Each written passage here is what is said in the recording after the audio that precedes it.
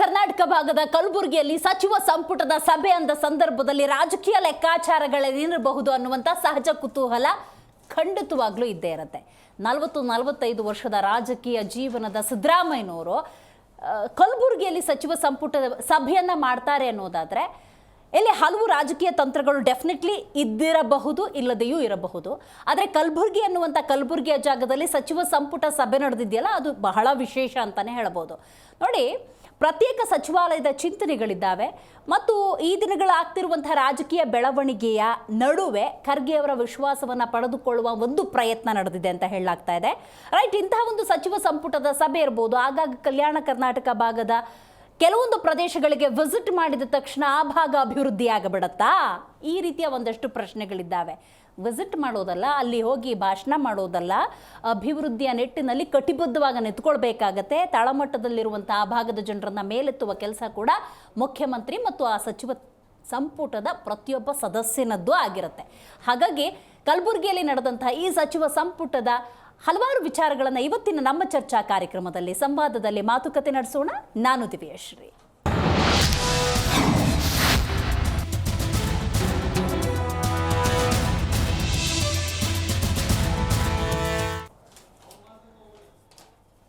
ಕಲ್ಯಾಣ ಕರ್ನಾಟಕದ ಅಭಿವೃದ್ಧಿಗೆ ಕರ್ನಾಟಕ ಕಾಂಗ್ರೆಸ್ ಒಂದು ರೀತಿ ಯೋಜನೆಗಳನ್ನು ರೂಪಿಸ್ತಾ ಇದೆ. ಅಫ್ಕೋರ್ಸ್ ಸಚಿವ ಸಂಪುಟದ ಸಭೆ ಕಲಬುರಗಿಯಲ್ಲಿ ನಡೆಯುತ್ತೆ ಅನ್ನೋದ್ರ ಬಗ್ಗೆ ಪ್ರಿಯಾಂಕ್ ಖರ್ಗೆ ಅವರು ನಿನ್ನೆ ಸುದ್ದಿಗೋಷ್ಠಿಯನ್ನು ನಡೆಸಿ ಸಿದ್ದರಾಮಯ್ಯನವರ ಪ್ರೋಗ್ರಾಮ್ ಇರ್ಬೋದು, ಯಾವ ರೀತಿ ಯೋಜನೆಗಳನ್ನು ಹಾಕ್ಕೊಂಡಿದ್ದೀವಿ, ಕಲಬುರಗಿ ಅಭಿವೃದ್ಧಿಗೆ ಕಾಂಗ್ರೆಸ್ ಯಾವ ರೀತಿ ಶ್ರಮಿಸುತ್ತೆ, ಇದೆಲ್ಲವನ್ನ ಕೂಡ ತಿಳಿಸಿದ್ರು.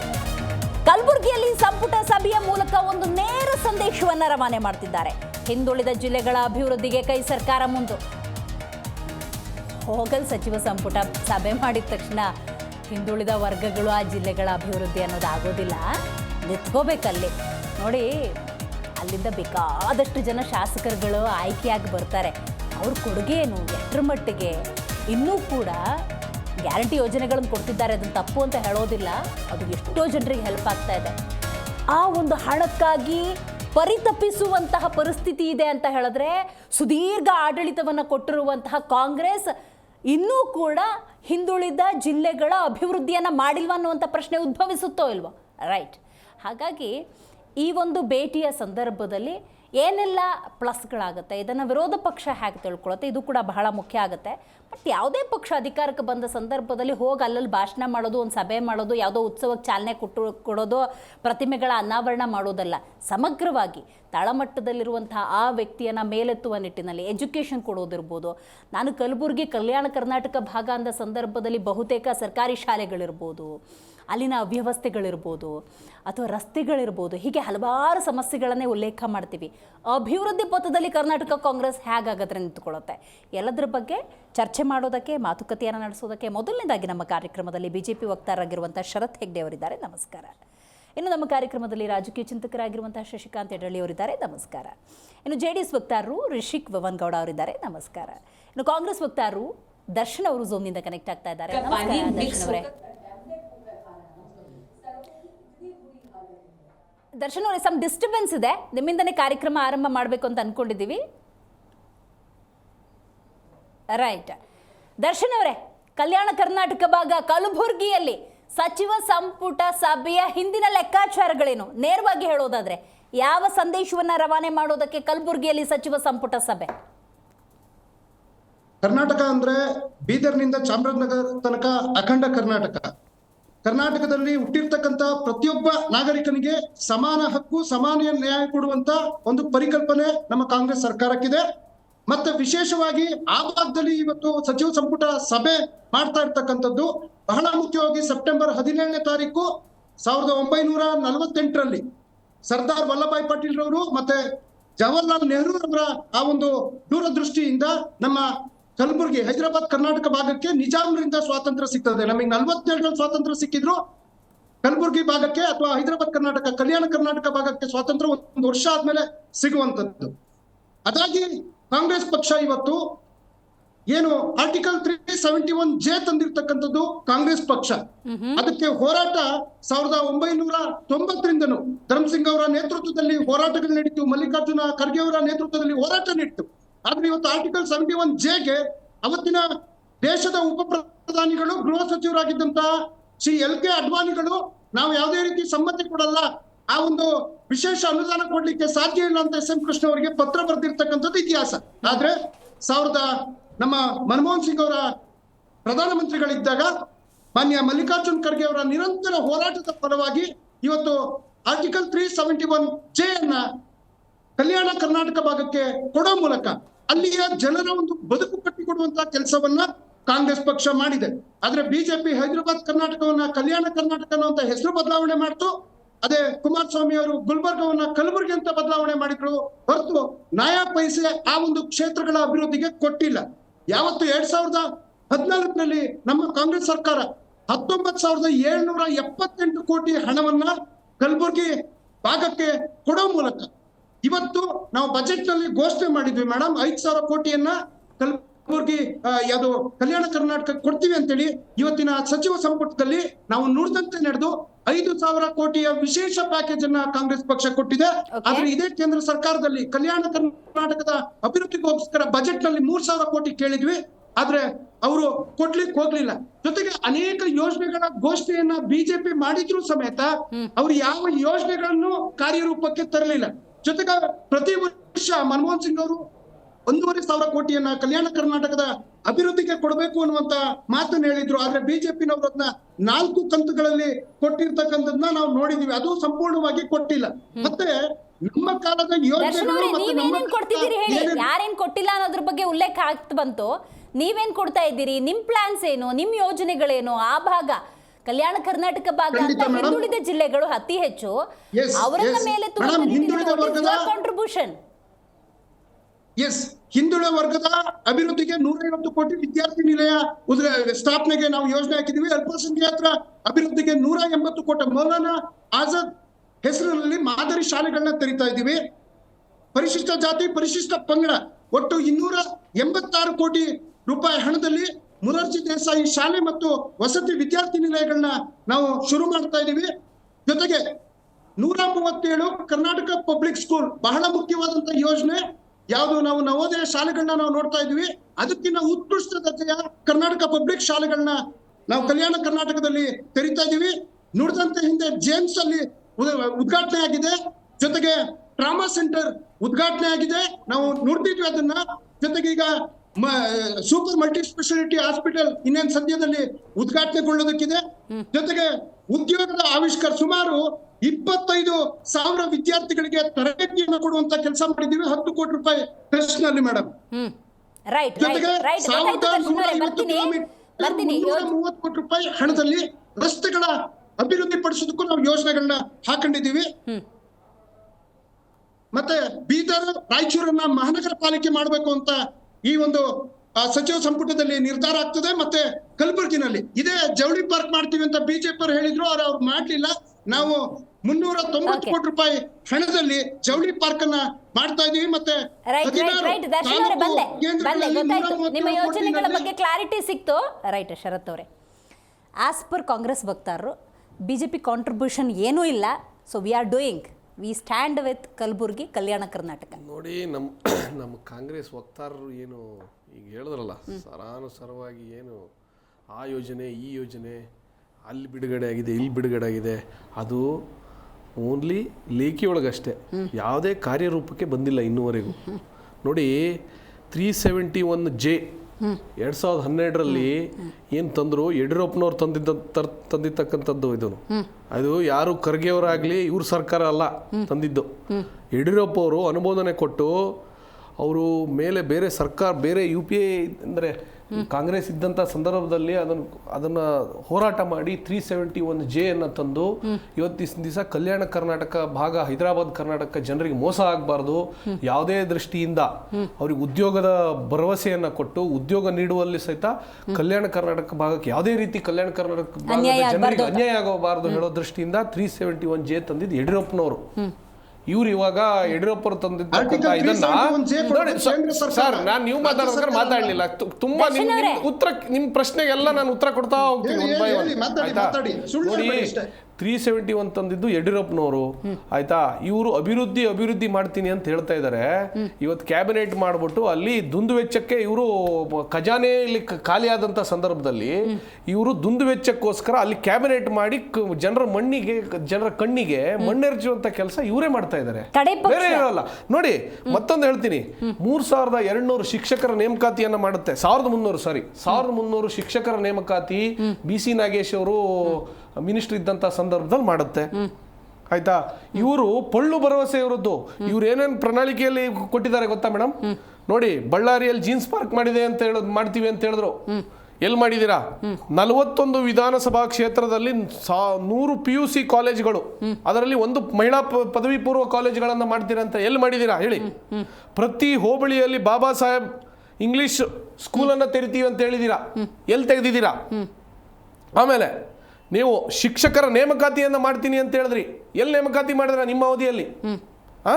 ಕಲ್ಯಾಣ ಕರ್ನಾಟಕ ಪ್ರತಿ ಗ್ರಾಮ ಪಂಚಾಯತಿಗೆ 1 ಕೋಟಿ ರೂಪಾಯಿನ ಕೊಡ್ತೀನಿ ಅಂತ ಹೇಳಿದಿರಾ, ಎಲ್ಲಿ ಕೊಟ್ಟಿದ್ದೀರಾ? 2500 ಹೊಸ ಶಾಲಾ ಕೊಠಡಿಯನ್ನ ನಿರ್ಮಾಣ ಮಾಡುವ ಭರವಸೆನ ಕೊಟ್ರಿ. ಏನ್ ಬರೇ ನೀವು ಪ್ರಣಾಳಿಕೆಗೆ ಸೀಮಿತ ಆಗ್ಬಿಟ್ರಿ. ಕೇಳಿದ್ರೆ ಅವ್ರಿಗೆ ಫ್ರೀ ಇವ್ರಿಗೆ ಫ್ರೀ ಏನಂತ, ನೀವೇನು ಮನೆಯಿಂದ ತಂದು ಕೊಡ್ತಾ ಇದ್ದೀರಾ? ಪ್ರತಿಯೊಂದು ಮಾಡಬೇಕಾದ್ರೆ ಸಾರ್ವಜನಿಕವಾದ ಹಣವನ್ನು ಆ ಸಂಬಂಧಪಟ್ಟ ಟ್ಯಾಕ್ಸನ್ನು ಕೊಡಬೇಕಾದ್ರೆ ನೋಡಿ, ನೀವು ಒಂದು ಕಾರ್ಯಯೋಜನೆಯನ್ನು ಮಾಡಬೇಕು. DPR ನೋಡಿ, ನಮ್ಮ ಬೊಮ್ಮಾಯಿ ಸರ್ಕಾರ ಇದ್ದಂಥ ಸಂದರ್ಭದಲ್ಲಿ, ಬೊಮ್ಮಾಯಿ ಮತ್ತು ಯಡಿಯೂರಪ್ಪ ಇದ್ದಂಥ ಸಂದರ್ಭದಲ್ಲಿ 5000 ಕೋಟಿಯನ್ನು ಮೀಸಲಿಟ್ಟಿದ್ದಾರೆ. ಇವ್ರು ಏನು ಮಾಡ್ತಾ ಇದ್ದಾರೆ? ಏನು ಮಾಡಲಿಲ್ಲ, ಪಳ್ಳು ಭರವಸೆ. ಇವತ್ತಿನ ದಿನ ಡೈವರ್ಟ್ ಮಾಡ್ಲಿಕ್ಕೆ ಹೊರಟಿದ್ದಾರೆ. ಇವರದ್ದು ಸಿದ್ದರಾಮಯ್ಯನವರ ಹುಳುಕ್ ಹೊರಗಡೆ ಬರುತ್ತಲ್ಲ ಇನ್ನೊಂದು ಸ್ವಲ್ಪ ದಿನಗಳಲ್ಲಿ, ಅದನ್ನ ಡೈವರ್ಟ್ ಮಾಡ್ಲಿಕ್ಕೋಸ್ಕರ ಕ್ಯಾಬಿನೆಟ್ ಅಲ್ಲಿ ಮಾಡ್ಬಿಟ್ಟು ಇವರು ಜನರಿಗೆ ಕಣ್ಣಿಗೆ ಮಣ್ಣೆರಚುವ ಕೆಲಸ ಇವತ್ತಿನ ದಿನ ಮಾಡ್ತಾ ಇದ್ದಾರೆ ಸಿದ್ದರಾಮಯ್ಯನವರು. ಇವರು ನೈತಿಕತೆ ಇದ್ರೆ ಇವತ್ತಿನ ದಿವಸ ಏನು ಪ್ರಣಾಳಿಕೆಯಲ್ಲಿ ಏನೇನು ನೀವು ಆಶ್ವಾಸನೆಯನ್ನ ಕೊಟ್ಟಿದ್ದೀರಲ್ವಾ, ಅದನ್ನೆಲ್ಲ ಈಡೇರಿಸಬೇಕು. ನೋಡಿ, ನಮ್ಮಲ್ಲಿ ಕಾರಿಡಾರ್ ನೋಡಿ, ನಮ್ಮಲ್ಲಿ ಇವರು BJP ಇದ್ದಾಗ ಏನೂ ಮಾಡಲಿಲ್ಲ ಅಂತ ಹೇಳಿದ್ರಲ್ವಾ. ಹಾಗಾದರೆ express Chennai to Surat to Chennai express corridor Kalyana Karnataka ಭಾಗಕ್ಕೆ ಹೆಲ್ಪ್ ಆಗಲ್ವಾ? ಎಷ್ಟು ರೈತರಿಗೆ, ಎಷ್ಟು ಉದ್ಯಮಿಗಳಿಗೆ, ಎಷ್ಟು ಇಂಡಸ್ಟ್ರಿಯಲ್ ಕಾರಿಡಾರ್ ಮಾಡ್ತಾ ಇದ್ದಾರೆ ನೋಡಿ. ಅದಕ್ಕೆ 1271 ಕಿಲೋಮೀಟರ್ 6 ಲೇನ್ 4500 ಕೋಟಿ ರೂಪಾಯಿಯನ್ನ ಮೀಸಲಿಟ್ಟಿದ್ದಾರೆ ಇವರು. BJP ಹೊತ್ತಿನಲ್ಲಿ BJP ಅವಧಿಯಲ್ಲಿ ಏನಾಗಲಿಲ್ಲ ಅಂತ ಹೇಳ್ತಾ ಇದ್ದಾರೆ. 8 ಲೇನು ಬೆಂಗಳೂರು ಪುನಾ 50,000 ಕೋಟಿಯನ್ನು ಮೀಸಲಿಟ್ಟಿದ್ದಾರೆ. ಗ್ರೀನ್ ಫೀಲ್ಡ್ ಎಕ್ಸ್ಪ್ರೆಸ್ ಹೈವೇ ಅದು. ಇವ್ರು ಏನು ಪ್ರತಿ ಹಂತದಲ್ಲಿ ಏನು ಹೇಳ್ತಾ ಇದ್ದಾರೆ, BJP ಅವ್ರು ಏನು ಮಾಡಲಿಲ್ಲ, ಇವರು ಹಳದಿ ಚಸ್ಮಾ ಹಾಕ್ಕೊಂಡು ಬೇರೆಯವರಿಗೆ ಪಾಠ ಮಾಡೋ ಕೆಲಸವನ್ನು ಮಾಡ್ತಾ ಇದ್ದಾರೆ. ಇವರಿಗೆ ಯಾವುದೇ ರೀತಿ ನೈತಿಕತೆನೇ ಇಲ್ಲ ನಮ್ಮ ಬಗ್ಗೆ ಮಾತಾಡೋದು. ಯಾವುದೇ ಲೆಕ್ಕಾಚಾರಗಳಿಲ್ಲದೆ ಇವತ್ತು ಸಚಿವ ಸಂಪುಟ ಸಭೆ ಕಲಬುರಗಿಯಲ್ಲಿ ಆಗೋಕ್ಕೆ ಸಾಧ್ಯವೇ ಇಲ್ಲ. ಕಲ್ಯಾಣ ಕರ್ನಾಟಕದ ಭಾಗದ ಅಭಿವೃದ್ಧಿ ಸಮಗ್ರವಾಗಿ ಈ ಒಂದು ಸಚಿವ ಸಂಪುಟ ಸಭೆಯಿಂದ ಸಾಧ್ಯ ಅಂತ ಅನ್ಸುತ್ತಾ? ನೋಡಿ, ಸೆಪ್ಟೆಂಬರ್ 17 1948 ವಿಮೋಚನೆ ಆಯಿತು ಅಂತ ದರ್ಶನ್ ಅವರು ಹೇಳ್ತಾ ಇದ್ರು. ಅದು ಫ್ಯಾಕ್ಟ್ ಕೂಡ ಅಷ್ಟೇ. ನಾನು ತಮ್ಮ ಮಾಧ್ಯಮದ ಮುಖಾಂತರ ಹೇಳಕ್ಕೆ ಬಯಸ್ತೀನಿ, ಕಲ್ಯಾಣ ಕರ್ನಾಟಕ ಏನಾದ್ರು ಉದ್ಧಾರ ಆಗಬೇಕು ಅಂತ ಹೇಳಿದ್ರೆ ಈ ಕಾಂಗ್ರೆಸ್ ಪಕ್ಷದಿಂದ ವಿಮೋಚನೆ ಆಗಬೇಕು. ಈ ಕಾಂಗ್ರೆಸ್ ಪಕ್ಷದಿಂದ ವಿಮೋಚನೆ ಆದರೆ ಕಲ್ಯಾಣ ಕರ್ನಾಟಕದ ಉದ್ಧಾರ ಆಗುತ್ತೆ. ಯಾಕೆ ಅಂತ ಹೇಳಿದ್ರೆ, ಮಾನ್ಯ ಪ್ರಿಯಾಂಕ ಖರ್ಗೆ ಈಗ ಹಾಲಿ ಸಚಿವರು, ಮಲ್ಲಿಕಾರ್ಜುನ ಖರ್ಗೆ ಅವರು ಯಾವ ಕಾಲದಿಂದ ಇದ್ದಾರೆ, 1947 ಇಲ್ಲಿವರೆಗೂ ಇದ್ದಾರೆ. ಏನಾದರೂ ಅಭಿವೃದ್ಧಿ ಆಗಿದೆಯಾ? ದೊಡ್ಡ 0. ಕರ್ನಾಟಕದಲ್ಲಿ ಯಾವುದಾದ್ರೂ ಒಂದು ಕ್ಷೇತ್ರ, ಯಾವುದಾದ್ರೂ ಒಂದು ಭಾಗ, ರೀಜನ್, ನಾವೇನು ಹೇಳ್ತೀವಿ ಈಗ ಮಲೆನಾಡು ರೀಜನ್ ಇರ್ಬೋದು, ಹಳೆ ಮೈಸೂರು ಇರ್ಬೋದು, ಕಲ್ಯಾಣ ಕರ್ನಾಟಕ ರೀಜನ್ ಅಂತ ನೀವೇನಾದ್ರು ಒಂದು ತೊಗೊಂಡು ನೋಡಿದ್ರೆ, ನೀವು ಯಾವುದೇ ಒಂದು ಡಿಪಾರ್ಟ್ಮೆಂಟ್ ತಗೊಳ್ಳಿ, ನೀವು ಸಚಿವಾಲಯ ತಗೊಳ್ಳಿ, ಅದು ಎಜುಕೇಷನ್ ಇರ್ಬೋದು, ಅಥವಾ ಉದ್ಯೋಗದಲ್ಲಿ ಇರ್ಬೋದು, ಅಥವಾ ರಾಜ್ಯಕ್ಕೆ ಏನಾದ್ರು ಒಂದು ಹಣಕಾಸಿನ ಸಹಾಯ ಆಗುವಂಥದ್ದೆಲ್ಲಾರು ಇರ್ಬೋದು, ಅಥವಾ ಅದರಿಂದ ಏನಾದರೂ ಒಂದು ಬೇರೆ ಸಂಶೋಧನೆ, ವಾಟ್ ಎವರ್ R&D ಎಲ್ಲದರಲ್ಲೂ ನೀವು ಒಂದು ಲಿಸ್ಟ್ ಹಿಡ್ಕೊಂಡ್ರೆ ಬಾಟಮ್ ಇಂದ ಫಸ್ಟ್ ಬರೋದು ಯಾವುದು ಅಂತಂದರೆ ಕಲ್ಯಾಣ ಕರ್ನಾಟಕ ಭಾಗ. ನಾನು ಕೇಳಕ್ಕೆ ಬಯಸ್ತೀನಿ, ಅಲ್ಲ ಸ್ವಾಮಿ, ನೀವು ರಾಷ್ಟ್ರೀಯ ಪಕ್ಷ ಕಾಂಗ್ರೆಸ್ಸಲ್ಲಿ ಈಗ ಅಧ್ಯಕ್ಷರಾಗಿರುವಂಥ ಮಲ್ಲಿಕಾರ್ಜುನ ಖರ್ಗೆ ಅವರು ಎಷ್ಟು ಬಾರಿ ಈ ಕ್ಷೇತ್ರಗಳಲ್ಲಿ ಗೆದ್ದಿದ್ದೀರಾ? ನಿಮ್ಮದೇ ಆದ ಕ್ಷೇತ್ರದಲ್ಲಿ ನೀವೊಂದು ಅಭಿವೃದ್ಧಿ ನನಗೆ ರಿಸಲ್ಟ್ ತೋರಿಸ್ಬಿಡಿ, ಏನು ಉದ್ಧಾರ ಮಾಡಿದ್ದೀರಾ ಅಂತ. ಪ್ರಿಯಾಂಕಾ ಖರ್ಗೆ ಅವರು ಹಾಲಿ ಸಚಿವರಿದ್ದಾರಲ್ಲ, ನಿಮ್ಮ ಕ್ಷೇತ್ರದಲ್ಲಿ ನೀವೇನು ಉದ್ಧಾರ ಮಾಡಿದಿರಾ, ಏನು ಅಭಿವೃದ್ಧಿ ಮಾಡಿದಿರಾ ಅಂತ ನಂಗೆ ಲಿಸ್ಟ್ ಕೊಟ್ಬಿಡಿ. ಇವ್ರದೇ ಕ್ಷೇತ್ರದಲ್ಲಿ ಅಭಿವೃದ್ಧಿ ಆಗಿಲ್ಲ. ಇನ್ನು ಇವರು ಅಭಿವೃದ್ಧಿ ಅಂತೂ ಮಾಡಕ್ಕೆ ಬರಲ್ಲ.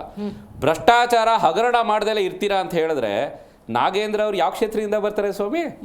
ನಾಗೇಂದ್ರ ಅವ್ರು ಯಾವ ಕ್ಷೇತ್ರದವರು? ನೀವು ಈ ಕೆಲವೊಂದು ಕಲ್ಯಾಣ ಕರ್ನಾಟಕ ಅಂತ ಇರೋವಂಥ ಇಷ್ಟು ಕ್ಷೇತ್ರಗಳು ಏನಿದೆ, ಲೂಟಿ ಮಾಡೋದಕ್ಕೆ, ಹಗರಣ ಮಾಡೋದಕ್ಕೆ, ಭ್ರಷ್ಟಾಚಾರ ಮಾಡೋದಕ್ಕೆ ಈ ಕ್ಷೇತ್ರಗಳನ್ನೇ ಆಯ್ಕೆ ಮಾಡ್ಕೊಂಡಿದ್ದೀರಾ ಅಂತ ನಾನು ಹೇಳಕ್ಕೆ ಬಯಸ್ತೀನಿ. ರೈಟ್.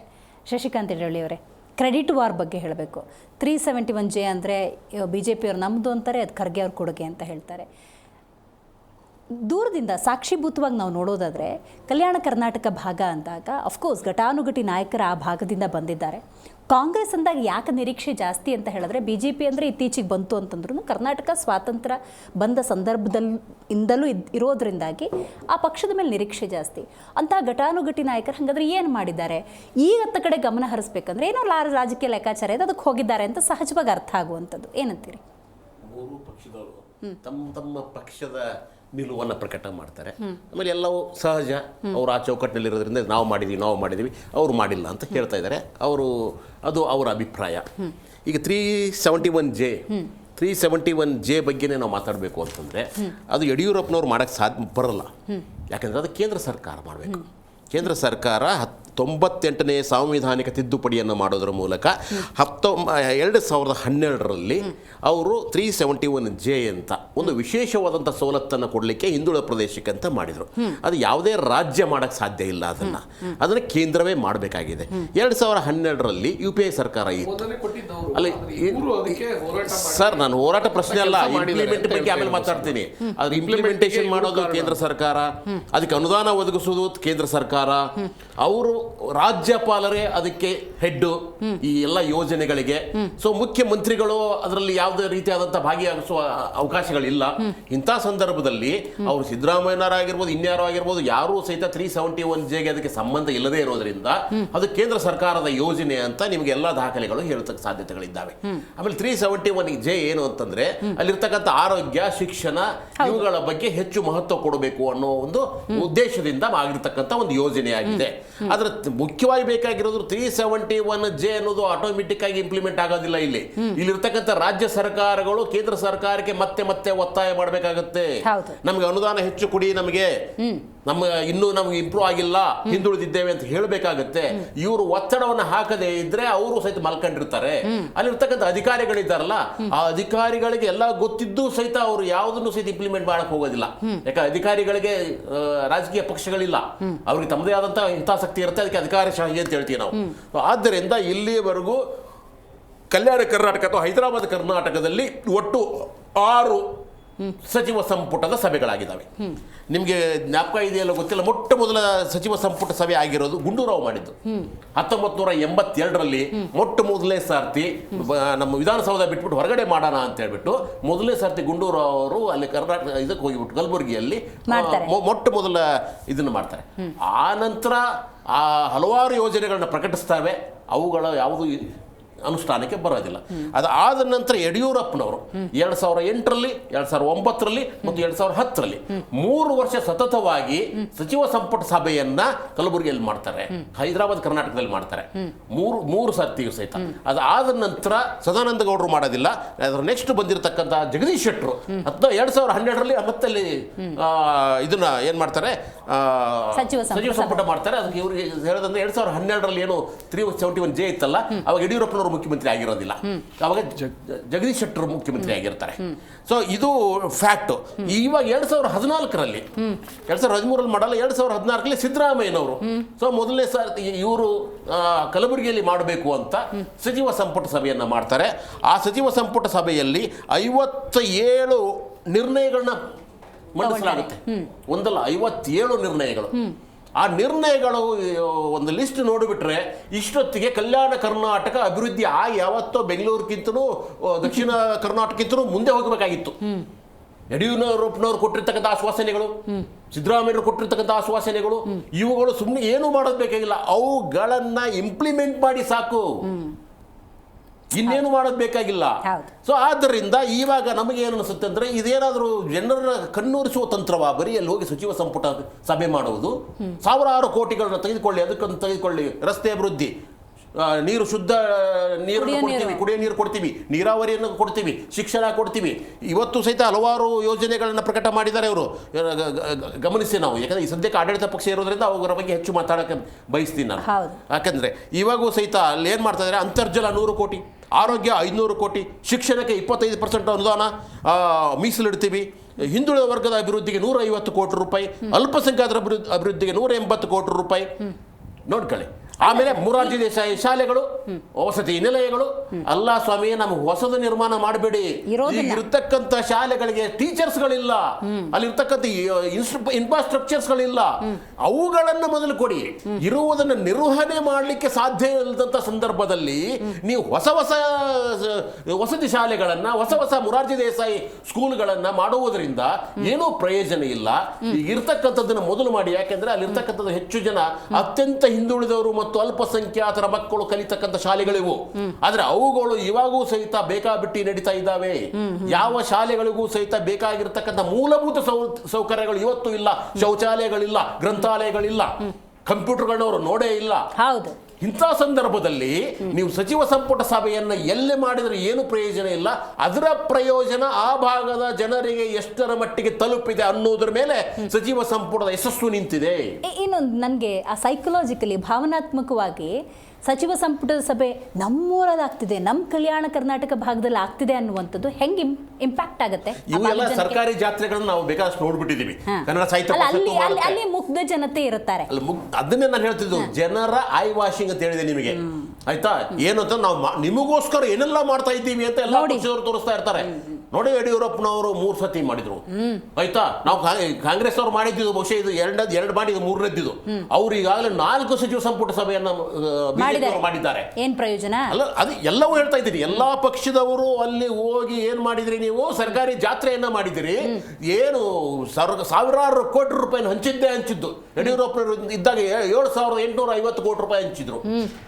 ಆಯ್ತು, ಪರವಾಗಿಲ್ಲ, ನಮ್ಗೆ ನೀವು ಎಷ್ಟು ಕೋಟಿನಾದ್ರೂ ಕೊಡಿ, ಹಿಂದುಳಿದ ಭಾಗಕ್ಕೆ ಒಳ್ಳೇದಾಗ್ಲಿ. ಆದ್ರೆ ಆಗಿದ್ದೇನು ಇವತ್ತಿನವರೆಗೂ ಅದು ಬೇಕಾಗಿದೆಯಲ್ವಾ? ಇವತ್ತವರೆಗೂ ಇಡೀ ಕಲ್ಯಾಣ ಕರ್ನಾಟಕದಲ್ಲಿ ಹೋಗಿ ನೋಡಿದ್ರೆ ನೀವು, ಕಲಬುರ್ಗಿ ಏನ್ ಗುಲ್ಬರ್ಗ ಅಂತ ಇದೆಯಲ್ಲ ಸಿಟಿ, ಅದನ್ನ ಒಂದೊಮ್ಮೆ ಬಿಟ್ರೆ ಬೇರೆ ಎಲ್ಲೂ ನಮ್ಗೆ ಅಭಿವೃದ್ಧಿ ಕಾಣಿಸೋದಿಲ್ಲ. ರೈಟ್, ಮಾತಾಡ್ತೀನಿ ಸರ್. ದರ್ಶನ್ ಅವರೇ, ಇರುವಂತಹ ಯೋಜನೆಗಳನ್ನೇ ನಿರ್ವಹಣೆ ಮಾಡಲಾಗದಂತಹ ಅಸಹಾಯಕ ಸ್ಥಿತಿಯಲ್ಲಿದ್ದಾಗ ಸಾವಿರಾರು ಕೋಟಿ ಅನುದಾನ ಬಿಡುಗಡೆ ಮಾಡಿ ಯೋಜನೆಗಳನ್ನು ಘೋಷಣೆ ಮಾಡಿದ್ರೆ ಏನು ಪ್ರಯೋಜನ ಅಂತ ಅಷ್ಟೇ. ನೋಡಿ ಮೇಡಮ್, ಒಂದು ಕಾಯಕಲ್ಪಗಳನ್ನ ನಾವು ಮಾಡಬೇಕು. ಬಹಳ ಮುಖ್ಯವಾಗಿ ಮಾನ್ಯ ಪತ್ರಕರ್ತರಿಗೆ ಗೊತ್ತಿರ್ತದೆ, ಅದು ಬ್ರಿಟಿಷರಿಂದ ಮತ್ತೆ ನಿಜಾಮ್ರಿಂದನೂ ಬಹಳ ಇದಕ್ಕೆ ಆ ಸಂದರ್ಭದಿಂದ ಬಹಳ ಹಿಂದುಳಿದಂತಹ ಪ್ರದೇಶವಾಗಿತ್ತು. ಆದ್ರೆ ಹೊಸ ಕಾಯಕಲ್ಪಗಳು ನೋಡಿ, ಉದಾಹರಣೆಗೆ ಇವತ್ತು ಕಲಬುರ್ಗಿನಲ್ಲಿ ಇರ್ತಕ್ಕಂಥ ESI ದರ್ಶನ್ ಅವರೇ, ನೀವು ಹೇಳುವ ನಿಜಾಮ್ರು ಕಳೆದ 10 ವರ್ಷದ ಹಿಂದೆ ಬಂದಿಲ್ಲ, ಕಳೆದ 20 ವರ್ಷದ ಹಿಂದೆ ಬಂದು ಅಟ್ಯಾಕ್ ಮಾಡಿ ಅಲ್ಲಿ ಹಿಂದುಳಿಸಲಿಲ್ಲ. ಸ್ನೇಹಿತರು 1947 ಸ್ಟೋರಿನೇ ಹೇಳ್ತಾ ಇದ್ದಾರೆ ಹೊರತು 2024 ಬಂದೇ ಇಲ್ಲ ಅನ್ಸುತ್ತೆ. ಬಂದೇ ಇಲ್ಲ ಅನ್ಸುತ್ತೆ. ಕಾಂಗ್ರೆಸ್ ಮೇಲೆ ಯಾಕೆ ನಿರೀಕ್ಷೆ ಅಂತ ಹೇಳಿದ್ರೆ, ಸರ್ವಜನಾಂಗದ ಶಾಂತಿಯ ತೋಟ ಅಂತೀರಿ, ಜನತೆಯ ಪಕ್ಷ, ಬ್ರಿಟಿಷರ ಕಾಲದಲ್ಲಿ ಏನಾಯ್ತು ಏನಾಯ್ತು ಅಂತಾನೆ ಹೇಳ್ತಾ ಇದ್ದೀರಾ. ನಿರೀಕ್ಷೆಗಳು ಜಾಸ್ತಿ. ವಕ್ತಾರರ ಸುಳ್ಳು ಎಲ್ಲಿಂದ ಶುರುವಾಗ್ತದೆ ಅಂದ್ರೆ, ಯಡಿಯೂರಪ್ಪನವ್ರು ಮಾಡಿದ್ರು ಅಂತ ಕೇಂದ್ರ ಸರ್ಕಾರ ಮಾಡುವಂತ, ಯಡಿಯೂರಪ್ಪ ಹೋರಾಟದಿಂದ ಮಾಡಿದ್ದು ಅಂತ ಹೇಳಿದ್ದು ಸ್ವಾಮಿ ನಾನು. ಯಡಿಯೂರಪ್ಪ ಅವರು ಹೋರಾಟ ಮಾಡಿದ್ರು. ಆ ಸಂದರ್ಭದಲ್ಲಿ ಯಡಿಯೂರಪ್ಪ ಅವರು ಹೋರಾಟ ಮಾಡಿದ್ದಾರೆ, ಜಗದೀಶ್ ಶೆಟ್ಟರ್ ಹೋರಾಟ ಮಾಡಿದ್ದಾರೆ. ಆ ಸಂದರ್ಭದಲ್ಲಿ ಯಡಿಯೂರಪ್ಪ ಅವರು, ಜಗದೀಶ್ ಶೆಟ್ಟರ್ ಅವರು ಸಂದರ್ಭದಲ್ಲಿ ಹೋರಾಟ ಮಾಡಿ ಕೊಟ್ಟಿರೋದು ನೋಡಿ. 371 ಸೆಂಟ್ರಲ್ ಅಲ್ಲಾದ್ರೂ ಇವರು ಹೋರಾಟದಿಂದ ಅದಕ್ಕೆ ಸಮಗ್ರ ದಾಖಲಾತಿ, ಅಗತ್ಯ ಕಡತಗಳನ್ನ ಒದಗಿಸಿದ್ದು ನಮ್ಮ ಅವಧಿಯಲ್ಲೇ, ನಮ್ಮ ಅವಧಿಯಲ್ಲೇ ಕಡತಗಳನ್ನ ಕೊಟ್ಟಿದ್ದು, ದಾಖಲಾತಿಯನ್ನ ಕೊಟ್ಟಿದ್ದು ನಮ್ಮ ಅವಧಿಯಲ್ಲೇ. ಅರ್ಥ ಮಾಡ್ಕೊಳ್ಳಿ. 2023 ಅವರು ಕಾಮಗಾರಿಗಳನ್ನ ನಾವು ಅಭಿವೃದ್ಧಿ ಇಲ್ಲ ಅಂತ ಹೇಳಿದ್ರೆ ಅದನ್ನ ಯಾವ್ದು ಕೊಡ್ತಾನೆ ಇರಲಿಲ್ಲ. 93 ದರ್ಶನ್ ಅವರೇ, ಕಲಬುರ್ಗಿ ಜನ ಮುಗ್ದಿರ್ಬೋದು ನೋಡಿ. ದರ್ಶನ್ ಅವರೇ ಕೇಳಿಸ್ಕೊಳ್ಳಿ, ಒಂದ್ ಸಣ್ಣ ಪಾಯಿಂಟ್ ಇದೆ. ನಡೆಸಿದೀವಿ ಹೇಳಿ ಮೇಡಮ್. ಕಲಬುರ್ಗಿ ಜನ ಮುಗ್ದಿರ್ಬೋದು, ಕಲ್ಯಾಣ ಕರ್ನಾಟಕ ಭಾಗದ ಜನ ಮುಗ್ದಿರ್ಬೋದು, ಇಂಥ 100 ಸಚಿವ ಸಂಪುಟ ಸಭೆಗಳನ್ನು ನೋಡಿರ್ತಾರೆ. ಆದ್ರೆ ಈ ಕಾರ್ಯಕ್ರಮ ನೋಡೋರು ಮುಗ್ದ್ರಲ್ಲ, ಪ್ರಜ್ಞಾವಂತರು ಇರ್ತಾರೆ. ಅರ್ಥ ಮಾಡ್ಕೊಳ್ಳಿ. ನೀವು ನಿಜಾಮ್ರು ಅಂತೀರಿ, ಮತ್ತೇನು ಅಂತೀರಿ, ಅಫ್ಕೋರ್ಸ್ ಆ ಮೇಡಮ್, ಒಂದ್ ನಿಮಿಷ, ಸಂದರ್ಭದಲ್ಲಿ ಒಂದ್ ನಿಮಿಷ. ತುಳಿತಕ್ಕೆ ಒಳಗಾಗಿದ್ದಾರೆ. ವಿಚಾರ ಆದ್ರೆ ಹೇಳೋದು, ಕಾಂಗ್ರೆಸ್ ಒಂದ್ ಮೇಲೆ ನಿಮಿಷ ಯಾಕೆ ಗೊತ್ತಾ ನಿರೀಕ್ಷೆ ಜಾಸ್ತಿ? ನೀವು ನೆನ್ನೆ ಬಂದು ಆಡಳಿತ ನಡೆಸ್ತಿಲ್ಲ ದರ್ಶನ್ ಅವರೇ. ಸುದೀರ್ಘ ಇತಿಹಾಸ ಇದೆ, ಸುವರ್ಣ ಅವಕಾಶ ಇತ್ತು. ಇನ್ನೂ ಕೂಡ ನೀವು ಕೂಡ 2,000 ರೂಪಾಯಿ ಕಾದು ಕುತ್ಕೋತಾರೆ ಅಂದ್ರೆ, ಅಯ್ಯೋ ಈ ತಿಂಗಳು ಬಂದಿಲ್ಲ, ನೆಕ್ಸ್ಟ್ ಮಂತ್ ಆದ್ರೂ ಬರ್ತಾರೆ ಅಂತ ಕಾದು ಕುತ್ಕೋತಾರೆ ಅಂದ್ರೆ ಇದನ್ನ ಯಾರು ಅಭಿವೃದ್ಧಿ ಅಂತ ಕರೆಯಲ್ಲ. ಹೇಳಿದೆ ನಾನು ಮಾತು. ವಿಮೋಚನಾ ದಿನ ಬ್ರಿಟಿಷರಿಂದ ಇಲ್ಲ, ಕಾಂಗ್ರೆಸ್ ಇಂದ ವಿಮೋಚನಾ ದಿನ ಆಚರಿಸಬೇಕು ಕಲ್ಯಾಣ ಕರ್ನಾಟಕದ ಭಾಗದವರು. ಅವಾಗ್ಲೇನೆ ಕಲ್ಯಾಣ ಕರ್ನಾಟಕ ಉದ್ಧಾರ ಆಗೋದು, ಕಲ್ಯಾಣ ಆಗೋದು. 20 ಸೀಟ್ ಮೇಲೆ ಗೆಲ್ಲಿ ಕರ್ನಾಟಕದಲ್ಲಿ ನೀವು ಮುಂದಿನ ಸರಿ 10 ಸೀಟ್ ಕ್ರಾಸ್ ಮಾಡಿ ಆಮೇಲೆ ಕಾಂಗ್ರೆಸ್ ಬಗ್ಗೆ ಮಾತನಾಡ್ರಂತೆ ಮೇಡಮ್. ಅದಕ್ಕೆ ನಾವು ಹೇಳ್ತಾ ಇದೀವಿ, ನಿಮಗೆ ಚುನಾಯಿಸಿದರೆ ನಿಮಗೆ ಅಧಿಕಾರ ಕೊಟ್ಟಿದ್ದಾರಲ್ಲ, ನೀವು ಏನ್ ಮಾಡಿದೀರಾ ಅಂತ ನಾವು ಪ್ರಶ್ನೆ ಮಾಡ್ತಾ ಇರೋದು. ನಿಮಗೆ ನಾವು ಎಷ್ಟು ಸೀಟ್ ತಗೊಂಡಿದೀವಿ ಅಂತಲ್ಲ ಪ್ರಶ್ನೆ ಇಲ್ಲಿರೋದು. ನೀವು ಇಷ್ಟು ಸೀಟ್ ತಗೊಂಡಿದ್ದೀರಾ, ಅಷ್ಟು ವರ್ಷದಿಂದ ಇದೀರಲ್ವಾ, ತಂದೆ ಮಕ್ಕಳು ಇದೀರಲ್ವಾ ನೀವು, ಮಲ್ಲಿಕಾರ್ಜುನ ಖರ್ಗೆ ಅವರು, ಪ್ರಿಯಾಂಕ್ ಖರ್ಗೆ ಅವರು, ಏನ್ ಮಾಡಿದೀರಾ ಆ ಭಾಗಕ್ಕೆ ಅಂತ ಕೇಳ್ತಾ ಇದ್ದೀನಿ. ಹೇಳಿ, ಏನಾರು ಇದ್ರೆ ಮಾಡಿದ್ರೆ. ಉದ್ಯೋಗ ಸೃಷ್ಟಿಯಾಗಿದೆ. ಎಷ್ಟು ಉದ್ಯೋಗ ಸೃಷ್ಟಿಯಾಗಿದೆ ಹೇಳಿ. 93 ಮುಂಬಡ್ತಿಗಳಾಗಿದೆ. ಇಲ್ಲಿಯವರೆಗೆ 8,956 ಅಲ್ಲ, ಯಾವುದೇ ಉದ್ಯೋಗ ಸೃಷ್ಟಿ ಆಗ್ಲಿಲ್ಲ. ಅಲ್ಲ, ಇನ್ನು 20 ವರ್ಷ ಬಿಟ್ರೆ 100 ವರ್ಷ ಆಗುತ್ತೆ. ಅಭಿವೃದ್ಧಿ ಆಗ್ಲಿಲ್ಲ. ಕಾನೂನು ಸುವ್ಯವಸ್ಥೆ ಹದಗೆಟ್ಟಿದೆ ಇವತ್ತಿನ ದಿನದಲ್ಲಿ. ರೈಟ್, ಅಲ್ಲಿ ಬರ್ತೀನಿ ದರ್ಶನ್ ಅವರೇ. ನಿಮ್ಮಿಂದನೇ ಮತ್ತೆ ನಾನು ರಿಯಾಕ್ಷನ್ ತಗೋತೀನಿ. ಒಂದ್ ನಿಮಿಷ ಟೈಮ್ ಕೊಡಿ ದರ್ಶನ್ ಅವರೇ. ಒಂದೇ ನಿಮಿಷ ಒಂದ್ ಸಣ್ಣ ಬ್ರೇಕ್ ತಗೊಂಡು ವಾಪಸ್ ಬರ್ತೀನಿ. ಅಲ್ಲೇ ರೀ ಮಾತಾಡ್ತೀನಿ ನಿಮ್ ಜೊತೆ. ನೋಡಿ, ಕಲ್ಯಾಣ ಕರ್ನಾಟಕ ಭಾಗ ಅಂದಾಗ ಇವತ್ತಿಗೂ ಕೂಡ ವಿದ್ಯಾವಂತ ಯುವಕರು ಅಲ್ಲಿಂದ ಬರ್ತಾರೆ ಅನ್ನುವಂತಹ ಮಾತಿಲ್ಲ. ಅಲ್ಲಿ ಹುಟ್ಟಿದಂತಹ ಯುವಕರು, ಅಲ್ಲಿ ಬಂದಂಥವರು ಬೇರೆಲ್ಲೋ ಎಜುಕೇಷನ್ ಪಡ್ಕೊಂಡ್ರೆ ವಿದ್ಯಾವಂತರಾಗ್ತಾರೆ ಅನ್ನುವಂಥ ಮನೋಭಾವ ಇದೆ. ಅಂದರೆ ಇನ್ನೂ ಕೂಡ ಹೆಸಿಟೇಟ್ ಮಾಡ್ತಾರೆ, ಸ್ಟೇಜ್ ಫಿಯರ್ ಇದೆ, ಒಂದು ಜಿಲ್ಲೆಯಿಂದ ಮತ್ತೊಂದು ಜಿಲ್ಲೆಗೆ ಹೋಗೋಕ್ಕೆ ಯೋಚನೆ ಮಾಡ್ತಾರೆ, ಮುಕ್ತವಾಗಿ ಮಾತಾಡೋದಕ್ಕೆ ಭಯ ಪಡ್ತಾರೆ ಅನ್ನೋದಾದರೆ ಅಭಿವೃದ್ಧಿ ಎಷ್ಟು ಮಟ್ಟಕ್ಕಿದೆ ಅಂತ. ಎಜುಕೇಷನ್ ವಿಷಯದಲ್ಲಿ ಬಹಳ ಹಿಂದುಳಿದಿದೆ. ರಸ್ತೆ ವಿಷಯ ಇರ್ಬೋದು, ಮೂಲಭೂತ ಸೌಕರ್ಯ, ಶೌಚಾಲಯಕ್ಕೂ ಪರದಾಟ ಇದೆ. ಅಂದರೆ ಯೋಚನೆ ಮಾಡಿ, ಯಾಕೆ ಕಾಂಗ್ರೆಸ್ಸನ್ನು ಆರೋಪ ಮಾಡ್ತಾ ಇಲ್ಲ, ಕಾಂಗ್ರೆಸ್ಸನ್ನು ಅಪರಾಧಿ ಸ್ಥಾನದಲ್ಲಿ ನಿಲ್ಲಿಸ್ತಾ ಇಲ್ಲ. ಅವಕಾಶಗಳು ಜಾಸ್ತಿ ಇತ್ತು, ಆದರೂ ಯಾಕೆ ಆಗಿಲ್ಲ ಅಂತ. ಪ್ರಶ್ನೆಗೆ ಸವಾಲು ಉತ್ತರ ಅಲ್ಲ, ಪ್ರಶ್ನೆಗೆ ಉತ್ತರ ಆಗುತ್ತೆ. ಹಾಗಾಗಿ ಕಾಂಗ್ರೆಸ್ ಒಂದು ಲೆಕ್ಕಾಚಾರ ಇಟ್ಕೊಂಡು ಸಚಿವ ಸಂಪುಟ ಮಾಡಿದೆ ಅನ್ನೋದಾದರೆ ಆ ಲೆಕ್ಕಾಚಾರನ ಬದಿಗಿಟ್ಟು ಅಭಿವೃದ್ಧಿ ಮಾಡಿ ಅನ್ನೋದು ನಮ್ಮ ಭಾವನೆ. ಇದೊಂಥರ ಕಲ್ಯಾಣ ಪರ್ವ. ಕಾರಣ ಕಲ್ಯಾಣ ಕರ್ನಾಟಕ ಭಾಗದಲ್ಲಿ ಆಗ್ತಿರುವಂಥ ಸಚಿವ ಸಂಪುಟ ಸಭೆ. ರೈಟ್ ದರ್ಶನ್ ಅವರೇ, ನಾನು ಆಗಲೇ ಒಂದು ಪ್ರಶ್ನೆ ಕೇಳಿದೆ. ಕಾಂಗ್ರೆಸ್ ಮೇಲೆ ಯಾಕೆ ನಿರೀಕ್ಷೆ ಅಂತ ಹೇಳಿದ್ರೆ, ನೀವು ಮಾಡಿರುವಂಥ ಸುದೀರ್ಘ ಆಡಳಿತ. ಮಲ್ಲಿಕಾರ್ಜುನ ಖರ್ಗೆ ಅಂದಾಗ ಘಟಾನುಘಟಿ ನಾಯಕರು, ಪ್ರಿಯಾಂಕ್ ಖರ್ಗೆ ಅಂದಾಗ ಅದೇ ಹಾದಿಯಲ್ಲಿದ್ದಾರೆ. ಬಹಳಷ್ಟು ನಾಯಕರು ಕಲ್ಯಾಣ ಕರ್ನಾಟಕ ಭಾಗದಿಂದ ಆಯ್ಕೆ ಆಗ್ತಾರೆ. ಬಟ್ ಅವರ ಕೊಡುಗೆ ಎಷ್ಟರ ಮಟ್ಟಿಗಿದೆ ಈ ಸುದೀರ್ಘ ಆಡಳಿತದಲ್ಲಿ ಅಂತ ಒಂದು ಸಹಜವಾಗಿ ಜನರ ಮನಸ್ಸಲ್ಲಿ ಏನು ಬರುತ್ತೆ ಅಂದರೆ, ಈಗಲೂ ಕೂಡ ನೀವು ಕೊಡುವಂಥ ಯೋಜನೆ ಒಳ್ಳೆಯದೇ, ಆ 2,000 ರೂಪಾಯಿ ಕಾದು ಕೂತ್ಕೊಳ್ಳೋ ಪರಿಸ್ಥಿತಿ ಇದೆ ಅಂತ ಹೇಳಿದ್ರೆ ಇದನ್ನು ಅಭಿವೃದ್ಧಿ ಅಂತ ಕರೆಯೋಕ್ಕೆ ಸಾಧ್ಯ ಇಲ್ಲ. ಸರ್ಕಾರಿ ಶಾಲೆಗಳು ಅಂದಾಗ ಕಿಟಕಿ ಇಲ್ಲ, ಬಾಗಿಲಿಲ್ಲ, ಹಾವು ಬಂತು, ಅದಾದಿ ಮಕ್ಕಳನ್ನೆಲ್ಲ ಅಟ್ಟಿಸ್ಕೊಂಡು ಹೋಗ್ಬಿಟ್ಲು, ಕೊಳತು ಮೊಟ್ಟೆ ಕೊಡ್ತಾರೆ, ಮೊಟ್ಟೆ ಸಪ್ಲೈ ಇಲ್ಲವಂತೆ. ಈ ಥರದ ಹಲವಾರು ಪ್ರಕರಣಗಳು. ಶಿಕ್ಷಕರ ನೇಮಕಾತಿ ಅನ್ನೋದಾಗಿಲ್ಲ, ರಸ್ತೆಗಳು ಸರಿ ಇಲ್ಲ. ಒಂದು ಹೆರಿಗೆ ಆಗೋ ಸಂದರ್ಭದಲ್ಲಿ ದಾರಿಯಲ್ಲೇ ಗರ್ಭಿಣಿ ತೀರು ಹೋದ್ಲಂತೆ. ಸರ್ಕಾರಿ ಆಸ್ಪತ್ರೆಗಳಲ್ಲಿ ವೈದ್ಯರ ಕೊರತೆ ಒಂದಾ ಎರಡ. ತುಂಬ ಈಗ ನೋಡಿ, ಬಹಳಷ್ಟು ವರ್ಷಗಳ ಆಡಳಿತ ಮಾಡಿದ ಸಂದರ್ಭದಲ್ಲಿ ನಿಮ್ಮ ಮೇಲೆ ಜವಾಬ್ದಾರಿ ಜಾಸ್ತಿ ಅನ್ನುವ ಕಳಕಳಿಯಿಂದ ಈ ಪ್ರಶ್ನೆ ಅಷ್ಟೇ. ಖಂಡಿತ ಕಾಂಗ್ರೆಸ್ ಪಕ್ಷ ಏನ್ ಮಾಡ್ಬೇಕು ಇಷ್ಟು ವರ್ಷ ಖಂಡಿತವಾಗ್ಲೂ ಮಾಡಿದೆ. ಜೊತೆಗೆ ನೀವು ಶೌಚಾಲಯ ಅಂತಂದ್ರೆ ಏನೋ 100 ಕೋಟಿ ಈ ಶೌಚಾಲಯಗಳನ್ನ ನಿರ್ಮಾಣ ಆಗಿದೆ ಅಂತ ನರೇಂದ್ರ ಮೋದಿ ಅವರು ಹೇಳ್ತಾ ಇದ್ರು. ಅದು ಎಲ್ಲಿಗಾಗಿದೆ ಏನಕ್ಕಾಗಿದೆ ಗೊತ್ತಿಲ್ಲ. ಅರೆ ದರ್ಶನ್ ಅವರೇ, ನಾನು ನಿಮ್ಮ ಬಗ್ಗೆ ಕೇಳ್ತೀನಿ, ನೀವು ಮೋದಿ ಅವ್ರ ಬಗ್ಗೆ ಕೇಳ್ತಿರಲ್ಲ. ಇದು ಹೆಂಗಿದು? ಮಾಡಿದ್ವಿ, ಟ್ರಾಮಾ ಸೆಂಟರ್ ಮಾಡಿದ್ವಿ, ವೈದ್ಯಕೀಯ ಕಾಲೇಜ್ನ ಕಟ್ಟಿದ್ವಿ, ಜೊತೆಗೆ ESI ಆಸ್ಪತ್ರೆನೂ ಕಟ್ಟಿದೀವಿ, ಜಯದೇವ ಹಾಸ್ಪಿಟಲ್ ಸ್ಥಾಪನೆ ಮಾಡಿದ್ವಿ, ಜವಳಿ ಕೇಂದ್ರ ಈ ಸರಿ ನಾವು ನಿರ್ಮಾಣ ಮಾಡ್ತೀವಿ. ಆದ್ರೆ ತಮ್ಮಲ್ಲಿ ಕಳಕಳಿಯ ಮನವಿ, ಕಳೆದ 10 ವರ್ಷದಿಂದ ಕೇಂದ್ರದಲ್ಲಿ ಮಾನ್ಯ ನರೇಂದ್ರ ಮೋದಿ ಅವರು ಆಳ್ವಿಕೆನಲ್ಲಿದ್ದು ನಾವು ಕೊಟ್ಟಿದ್ದೀವಿ 19,778 ಕೋಟಿಯನ್ನ ನಾವು ಹಿಂದೆನೂ ಕೊಟ್ಟಿದ್ವಿ. ಇವತ್ತು ವಿಶೇಷವಾಗಿ 5,000 ಕೋಟಿಯನ್ನ ನಾವು ಕೊಡ್ತಾ ಇದೀವಿ. ಆದ್ರೆ ಬಿಜೆಪಿ ತಮ್ಮದೇ ಸರ್ಕಾರ ರಾಜ್ಯದಲ್ಲೂ ಅನೇಕ ವರ್ಷ ಆಡಳಿತ ಮಾಡಿದೆ. ಕೇಂದ್ರದಲ್ಲಿ ಕೂಡ ಅನೇಕ ವರ್ಷ 1947 ಇಂದ ನೀವು ಆಡಳಿತ ಮಾಡ್ಕೊಂಡು ಬಂದಿದ್ದೀರಾ. ಎರಡೂ ಪಕ್ಷಗಳು, ಎರಡು ರಾಜ್ಯ ಮತ್ತೆ ಕೇಂದ್ರ ಎರಡೂ ಒಟ್ಟಿಗೆ ಇದ್ಕೊಂಡು ನೀವು ಕಲ್ಯಾಣ ಕರ್ನಾಟಕಕ್ಕೆ ಮಾಡಿರುವಂತ ಅಭಿವೃದ್ಧಿ ಏನು, ಅದ್ರ ಬಗ್ಗೆ ಒಂಚೂರು ಹೇಳ್ಬಿಡಿ. ಯಾಕೆಂದ್ರೆ ಸೆಂಟ್ರಲ್ ಅಲ್ಲಿ ಬೇರೆ ಇದೆ, ಸ್ಟೇಟ್ ಅಲ್ಲಿ ಬೇರೆ ಇದೆ ಅಂತ ಹೇಳಿದ್ರೆ ನೀವು ಹೇಳ್ಬೋದು, ರೀಸನ್ಸ್ ಕೊಡ್ಬೋದು. ಆದ್ರೆ ಸೆಂಟ್ರಲ್ ಅಲ್ಲೂ ನಿಮ್ದೇ ಗೌರ್ಮೆಂಟ್ ಇದೆ, ಸ್ಟೇಟ್ ಅಲ್ಲೂ ನಿಮ್ದೇ ಗೌರ್ಮೆಂಟ್ ಇದೆ. ಸುದೀರ್ಘವಾಗಿ ಮಾಡ್ಕೊಂಡು ಬಂದಿದ್ದೀರಾ. ಕೋಟಿ ಕೇಳಿದ್ವಲ್ಲ, ಏನು ಕೊಟ್ಟಿಲ್ಲ ಅಂತ ತಾವು ಪ್ರಶ್ನೆ ಮಾಡಿ ಅವ್ರನ್ನ. ಕರ್ನಾಟಕದ ವರ್ತುಲ ರಸ್ತೆಗೆ ನಾವು ಹಣ ಕೇಳಿದ್ವಲ್ಲ, ಕೆರೆಕಟ್ಟೆ ಅಭಿವೃದ್ಧಿಗೆ 3,000 ಕೋಟಿ ಹಣವನ್ನ ಕೇಳಿದ್ವಲ್ಲ, ಯಾಕೆ ಕೊಡ್ತಾ ಇಲ್ಲ? ಈ ಸರಿ ಬಜೆಟ್ ನಲ್ಲಿ ಕೊನೆ ಪಕ್ಷ ಸ್ಮಾರ್ಟ್ ಕೈಗಾರಿಕೆಗಳನ್ನ ನಿರ್ಮಾಣ ಮಾಡ್ತೀವಿ ಅಂತ ಇಡೀ ದೇಶದಲ್ಲಿ 12 ಕಡೆ ಕೊಟ್ರಲ್ಲ, ಯಾಕೆ ಕರ್ನಾಟಕಕ್ಕೂ ಕೊಡ್ಲಿಲ್ಲ? ವಿಶೇಷ ಪ್ಯಾಕೇಜ್ ಅಂತ ಆಂಧ್ರ ಪ್ರದೇಶಕ್ಕೆ, ವಿಶೇಷ ಪ್ಯಾಕೇಜ್ ಅಂತ ಬಿಹಾರಕ್ಕೆ ಕೊಟ್ರಲ್ಲ, ಕೊನೆ ಪಕ್ಷ ಕಲ್ಯಾಣ ಕರ್ನಾಟಕಕ್ಕೆ ಮಾನ್ಯ ನರೇಂದ್ರ ಮೋದಿ ಅವರು ಕೊಡ್ಬೇಕಿತ್ತಲ್ಲ. ತಾವು ಕೇಳಿದ್ರ? ನಾವು ತಮ್ಮ ಕಾಂಗ್ರೆಸ್ ಸರ್ಕಾರದವ್ರು ಏನಾದ್ರು ಕೇಂದ್ರ ಸರ್ಕಾರಕ್ಕೆ ಬಂದಿದ್ರ ಕೇಳಕ್ಕೆ? 1.5 ಲಕ್ಷ ಕೋಟಿ ಸಾಲ ರೂಪದಲ್ಲಿ ಕೊಟ್ಟಿದೀವಲ್ಲ, ಯೋಜನೆಗಳಲ್ಲಿ ನೆನೆಗುದಿಗೆ ಜೊತೆಯಲ್ಲಿ ಮತ್ತೆ ಅನುದಾನ ಕೊಟ್ಟಿದ್ದೀವಿ. ಆರ್ಟಿಕಲ್ 371 ಬಂದಾದ್ಮೇಲೆ ಆಳ್ವಿಕೆ ಮಾಡ್ತಾ ಇರ್ತಕ್ಕಂಥ ಮಾನ್ಯ ನರೇಂದ್ರ ಮೋದಿ ಅವರು ಕೊನೆ ಪಕ್ಷ 7 ಜಿಲ್ಲೆಗಳ ಅಭಿವೃದ್ಧಿಗೆ ಏನ್ ಪಣ ತೊಟ್ಟಿದ್ರು? ಕಳೆದ ಬಾರಿ ಅಷ್ಟು ಜನ 7 ಜನ ಸಂಸದರು ಕಲ್ಯಾಣ ಕರ್ನಾಟಕ ಕಾಶ್ಮೀರ ಅಂತದೇ ಆರ್ಟಿಕಲ್ 370 ಇಂದ ಆಚೆ ಬರುವಂತ ಅಭಿವೃದ್ಧಿ ಆಗ್ತಾ ಬರ್ತಾ ಇದೆ. ನಿಮ್ಮ ಆಡಳಿತ ಕೆಳಗಡೆ 371 ಇಂದ ಆಚೆ ಬರಕ್ ಇನ್ನು ಕಲ್ಯಾಣ ಕರ್ನಾಟಕ ಆಗ್ತಾ ಇಲ್ವೇನ್ರಿ? ಇನ್ನು ಎಷ್ಟು 100 ವರ್ಷ ಬೇಕೇನ್ರಿ? ಶಿಕ್ಷಣದಲ್ಲಿ, ಆರೋಗ್ಯದಲ್ಲಿ, ಉದ್ಯೋಗದಲ್ಲಿ ಒಂದು ಹೊಸ ಬದುಕನ್ನ ನೀವು ಹೇಳೋ ಮಾತು ನೋಡಿದ್ರೆ ಅಲ್ಲಿ ಸೃಷ್ಟಿಯಾಗಿದೆ. ಈ ಬಾರಿ ಮತ್ತೆ ನಮ್ಮ ರಾಜ್ಯ ಸರ್ಕಾರ ಖಂಡಿತವಾಗ್ಲೂ ಹೊಸ ಯೋಜನೆಗಳನ್ನ ಏನು ಇವತ್ತೂ ಅಷ್ಟೇ ಒಟ್ಟು 222 ಬಸ್ಗಳನ್ನ ಬಿಡುವಂತ ಕೆಲಸ, 50 ಬಸ್ಗಳನ್ನ ಕೊಡುವಂತ ಕೆಲಸವನ್ನು ನಾವು ಮಾಡಿದೀವಿ. ಬಂದೆ ಮಾತಾಡ್ತೀನಿ, ನಾನು ಮಾಹಿತಿ ತಗೊಳ್ತೀನಿ. ಶರತ್ ಅವರೇ, ರಾಜಕೀಯವಾಗಿ ಒಂದು ಸ್ವಲ್ಪ ನೋಡೋಣ. ಈ ಸಚಿವ ಸಂಪುಟ ಸಭೆ ಅಂದಾಗ ಯಾವುದೇ ಲೆಕ್ಕಾಚಾರ ಇಲ್ಲದೆ ಯಾವ ಕೂಡ ಆಗೋದಿಲ್ಲ. BJP ಅಂದಾಗ ಲಿಂಗಾಯತ ಮತಗಳು ಅನ್ನೋದು ಭದ್ರ, ಮತ್ತು ಬೇರೆ ಬ್ರಾಹ್ಮಣ ಸಮುದಾಯ ಅನ್ನೋದು BJPಗೆ ಭದ್ರ ಅನ್ನೋದಿತ್ತು. ಅದನ್ನೇ ಕೆಡುತ್ತಿದ್ದಾರೆ ಸಚಿವ ಸಂಪುಟದ ಸಭೆ ಮಾಡೋ ಮೂಲಕ. ತಮ್ಮದೇ ಆದಂಥ ಲೆಕ್ಕಾಚಾರ ಇದೆ. ವಿಧಾನಸಭಾ ಚುನಾವಣೆಯಲ್ಲಿ ಅದಕ್ಕೊಂದು ನಿದರ್ಶನ ಅಂತೂ ಸಿಕ್ಕಿದೆ, 135. ನೋಡಿ ಮೇಡಮ್, ಈಗ ಯಾವುದೇ ಸಮುದಾಯವನ್ನು ಹಿನ್ನೆಲೆ ಇಟ್ಟುಕೊಂಡು BJP ಪಕ್ಷ ರಾಜಕೀಯವನ್ನು ಮಾಡೋದಿಲ್ಲ. ನೀವು ಹಿಂಗೆ ಹೇಳಿದ್ರೆ ಯಾರು ನಂಬೋದು ಇಲ್ಲ. ಇಲ್ಲ, ನಾನು ಹೇಳ್ತೀನಿ ಕೇಳಿ.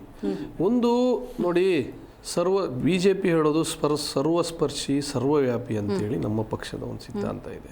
ಆ ಹಿನ್ನೆಲೆಯಲ್ಲಿ ನಾವು ಕೆಲಸ ಮಾಡಿ ಬಂದಿರತಕ್ಕಂಥದ್ದು. ಈ ಒಂದು ಲಿಂಗಾಯತರು, ಬ್ರಾಹ್ಮಣರು, ಒಕ್ಕಲಿಗರು, ದಲಿತರು, OBC ಈ ಯಾವುದೇ ಹಿನ್ನೆಲೆಯಲ್ಲಿ BJP ರಾಜಕೀಯ ಮಾಡೋದಿಲ್ಲ. ಇಲ್ಲೇನು ಅಂತಂದರೆ, ಕಲ್ಯಾಣ ಕರ್ನಾಟಕವನ್ನು ಹೆಸರು ನಾಮಕರಣ ಮಾಡ್ಬೇಕಾದ್ರೆ ಆವಾಗಿನ ಮುಖ್ಯಮಂತ್ರಿಯವರು ಏನು ಹೇಳಿದ್ರು ಅಂದ್ರೆ, ಯಡಿಯೂರಪ್ಪ ಅವರು ಏನು ಹೇಳಿದ್ರು ಅಂದರೆ, ಎಲ್ಲ ಸರ್ವವ್ಯಾಪಿ ಸರ್ವಸ್ಪರ್ಶಿ. ಯಾಕೆ ಹೇಳಿದ್ರು ಅಂತ ಹೇಳಿದ್ರೆ, ಆ ಭಾಗದ ಜನತೆಗೆ ಪ್ರತಿಯೊಂದು ಆರೋಗ್ಯ ವಿಚಾರದಲ್ಲಿರಲಿ, ಎಜುಕೇಷನ್ ವಿಚಾರದಲ್ಲಿರಲಿ, ಇನ್ಫ್ರಾಸ್ಟ್ರಕ್ಚರ್, ಈ ಮೂಲಭೂತ ಸೌಕರ್ಯ ವಿಚಾರದಲ್ಲಿ ಯಾವುದರಲ್ಲೂ ಅವರಿಗೆ ಕೊರತೆ ಆಗಬಾರ್ದು ಹೇಳೋ ದೃಷ್ಟಿಯಿಂದ ಅವರು ಆ ಒಂದು ನಾಮಕರಣವನ್ನು ಮಾಡಿ ಅದಕ್ಕೆ ಹೋರಾಟ ಮಾಡಿ. ನೋಡಿ, ಇಲ್ಲಿ 371 ಜಗದೀಶ್ ಶೆಟ್ಟರ್ ಮತ್ತೆ ಯಡಿಯೂರಪ್ಪ ಅವರು ಇಬ್ಬರದ್ದು ದೊಡ್ಡ ಪಾತ್ರ ಇದೆ. ಇವ್ರು ಹೇಳ್ಬೋದು, ಇವಾಗ ನಾವು ಮಾಡಿರೋದು ಅಲ್ಲಿ ಆಗಿದ್ರು, ಅಲ್ಲಿ ಸಮಗ್ರವಾದ ದಾಖಲಾತಿ ಕಡತಗಳನ್ನು ಕೊಟ್ಟಿರೋದು ಯಾರು? ನಾವೇ ಅಲ್ವಾ? ಅದಕ್ಕೆ ಯೋಜನೆಗಳಿಗೆ ನಾವೇ ಕೊಟ್ಟಿರಲಿಲ್ಲ ಅಂದ್ರೆ ಆಗ್ತಿತ್ತ ಇವತ್ತು? ಅಲ್ಲ, ಈ ಸತಿ ಅಷ್ಟು ಕೊಡುಗೆ ಇದ್ದಿದ್ರೆ ಕಲ್ಯಾಣ ಕರ್ನಾಟಕ ಭಾಗದಲ್ಲೂ ಕೂಡ ಆಂಜನೇಯ ಬೆಟ್ಟಕ್ಕೆ 100 ಕೋಟಿ, ಅಂಜನಾದ್ರಿ ಬೆಟ್ಟಕ್ಕೆ 100 ಕೋಟಿ ಅನುದಾನ ಕೊಟ್ಟಿದೆ ನಮ್ಮ ಸರ್ಕಾರದಲ್ಲಿ ಇರ್ಬೇಕಾದ್ರೆ. ಆಮೇಲೆ ಇದು ಕರ್ನಾಟಕ ಬೋರ್ಡ್ ಇದರಲ್ಲಿ 2022-19 ಸೆಪ್ಟೆಂಬರ್ 5,000 ಕೋಟಿಯನ್ನ ಬೊಮ್ಮಾಯಿ ಸರ್ಕಾರ ಕೊಟ್ಟಿದೆ. ತತ್ಕ್ಷಣದಲ್ಲಿ 3,000 ಕೋಟಿ ಅನುದಾನ ಬಿಡುಗಡೆ ಆಗಿದೆ ಕಲ್ಯಾಣ ಕರ್ನಾಟಕ ಭಾಗಕ್ಕೆ. ಇವರು ತತ್ಕ್ಷಣದಲ್ಲಿ ಎಷ್ಟು ಸಾವಿರ ಕೋಟಿ ಬಿಡುಗಡೆ ಮಾಡಿದ್ದಾರೆ? ಸೆಂಟ್ರಲ್ ಇಂದ ಬಜೆಟ್ ಅಲ್ಲಿ ಹಿಂದುಳಿದ ಜಿಲ್ಲೆಗಳಿಗೆ 1.5 ಲಕ್ಷ ಕೋಟಿಯನ್ನ ಯಾವುದೇ ಬಡ್ಡಿ ರಹಿತ ಸಾಲವನ್ನ ಕೊಟ್ಟಿದೆ. ಹಿಂದಿನ ಬಜೆಟ್ ಅಲ್ಲಿ ಕೊಟ್ಟಿದೆ. ಇವ್ರು ಕೊಟ್ಟಿದಾರ? ಈಗ ನಾನು ಅವಾಗ ಹೇಳ್ದಂಗೆ ನೋಡಿ, ಇನ್ಫ್ರಾಸ್ಟ್ರಕ್ಚರ್ ಡೆವಲಪ್ಮೆಂಟ್ ದೃಷ್ಟಿಯಿಂದ ರೋಡ್ಗಳು ಎಷ್ಟು ಡೆವಲಪ್ಮೆಂಟ್ ಆಗಿದೆ. ನಾನು ಯಾವಾಗಲೇ ಹೇಳ್ದಂಗೆ ಚೆನ್ನೈ ಎಕ್ಸ್ಪ್ರೆಸ್ ನೋಡಿ, ಸೂರತ್ ಮತ್ತೆ ಚೆನ್ನೈ ಎಕ್ಸ್ಪ್ರೆಸ್ ಇದೆಲ್ಲ ನೋಡಿ ಎಷ್ಟು ಹೆಲ್ಪ್ ಆಗುತ್ತೆ. ನೋಡಿ, ಇಂಡಸ್ಟ್ರಿಯಲ್ಗೆ ಹೆಲ್ಪ್ ಆಗುತ್ತೆ, ಫ್ರೋಸನ್ ರೈತರುಗಳಿಗೆ ಎಷ್ಟು ಹೆಲ್ಪ್ ಆಗುತ್ತೆ. ಇದನ್ನೆಲ್ಲ ಡೆವಲಪ್ಮೆಂಟ್ ಹೇಳಲ್ವಾ ಇದಕ್ಕೆಲ್ಲ? ಅಲ್ಲ, ಅದೇ ನಾನು ಹೇಳ್ತಾ ಇರೋದು. ನೋಡಿ, ಕೆಲವೊಂದು ನೋಡಿ, ಅವ್ರ ಎಜುಕೇಶನ್ ಯಾಕೆ ಕೊಡ್ತಾ ಇಲ್ಲ, ಪ್ರಿಯಾಂಕಾ ಖರ್ಗೆ ಆಗಲಿ ಅವರ ತಂದೆಯವರಾಗಲಿ ಯಾಕೆ ಕೊಡ್ತಾ ಇಲ್ಲ ಅಂತಂದರೆ, ಇವರನ್ನ ಎಜುಕೇಶನ್ ಇಲ್ಲದಂಗೆ ಮಾಡೋದು ತಮ್ಮ ಬೇಳೆಯನ್ನು ಬೇಯಿಸ್ಕೋಬೋದು. ಯಾಕೆ ಅವರೇ ಡೆವಲಪ್ ಆಗ್ತಾರೆ? ಬೇರೆ ದಲಿತ ಸಮುದಾಯಗಳಿಗೆ ಯಾಕೆ ಡೆವಲಪ್ ಆಗ್ಲಿಕ್ಕೆ ಕೊಡ್ತಾ ಇಲ್ಲ ಅವರು? ಅಂದ್ರೆ ತಮ್ಮ ಬೇಳೆಯನ್ನ ಬೇಯಿಸ್ಕೊಳ್ಳಿಕ್ಕೆ ಇವರು ಆ ಸಮುದಾಯವನ್ನ ಹತ್ತಿಕ್ತಾ ಇದ್ದಾರೆ ಇವರೇ, ಬೇರೆ ಅಲ್ಲ. BJP ಯಾರ ಸಂದರ್ಭದಲ್ಲೂ ಆ ತರ ಇದು ಮಾಡಲಿಲ್ಲ. ಪ್ರತಿಯೊಂದು ಸಮುದಾಯಕ್ಕೆ ನೋಡಿ, ಆ ಸಂದರ್ಭದಲ್ಲಿ ನೆರೆ ಬಂದಂತ ಸಂದರ್ಭದಲ್ಲಿ ಸಹಿತ BJP ಸರ್ಕಾರ ಅನುದಾನವನ್ನು ಘೋಷಣೆ ಮಾಡಿದೆ. ರೈತರಿಗೆ ಬೆಳೆ ಪರಿಹಾರ ಸಂದರ್ಭದಲ್ಲೂ ಆ ಸಂದರ್ಭದಲ್ಲಿ ಬೆಳೆ ಪರಿಹಾರಕ್ಕೋಸ್ಕರ ವಿಶೇಷ ಪ್ಯಾಕೇಜ್ ಅನ್ನ ಘೋಷಣೆ ಮಾಡಿತ್ತು ಆ ಸಂದರ್ಭದಲ್ಲಿ. ಅದನ್ನೆಲ್ಲ ಇವರು ಇವಾಗ ನೆರೆ ಬಂದಿದೆ ಏನು ಪ್ಯಾಕೇಜನ್ನು ಘೋಷಣೆ ಮಾಡಿದ್ರು? ಇದೇ ಸಂದರ್ಭದಲ್ಲಿ ಕಲ್ಯಾಣ ಕರ್ನಾಟಕ ಭಾಗದಲ್ಲಿ ನೆರೆ ಬಂದಾಗ ಏನು ಘೋಷಣೆ ಮಾಡಿದ್ರು? ಕಲ್ಯಾಣ ಕರ್ನಾಟಕಕ್ಕಲ್ರಿ ಸ್ವಾಮಿ, ಇಡೀ ಕರ್ನಾಟಕಕ್ಕರು ಏನಾರು ಘೋಷಣೆ ಮಾಡಿದ್ರ? ಏನಾರು ಒಂದು ಪ್ಯಾಕೇಜ್ ಅನ್ನ ಘೋಷಣೆ ಮಾಡಿದ್ರ? ಏನು ಮಾಡಲಿಲ್ಲ.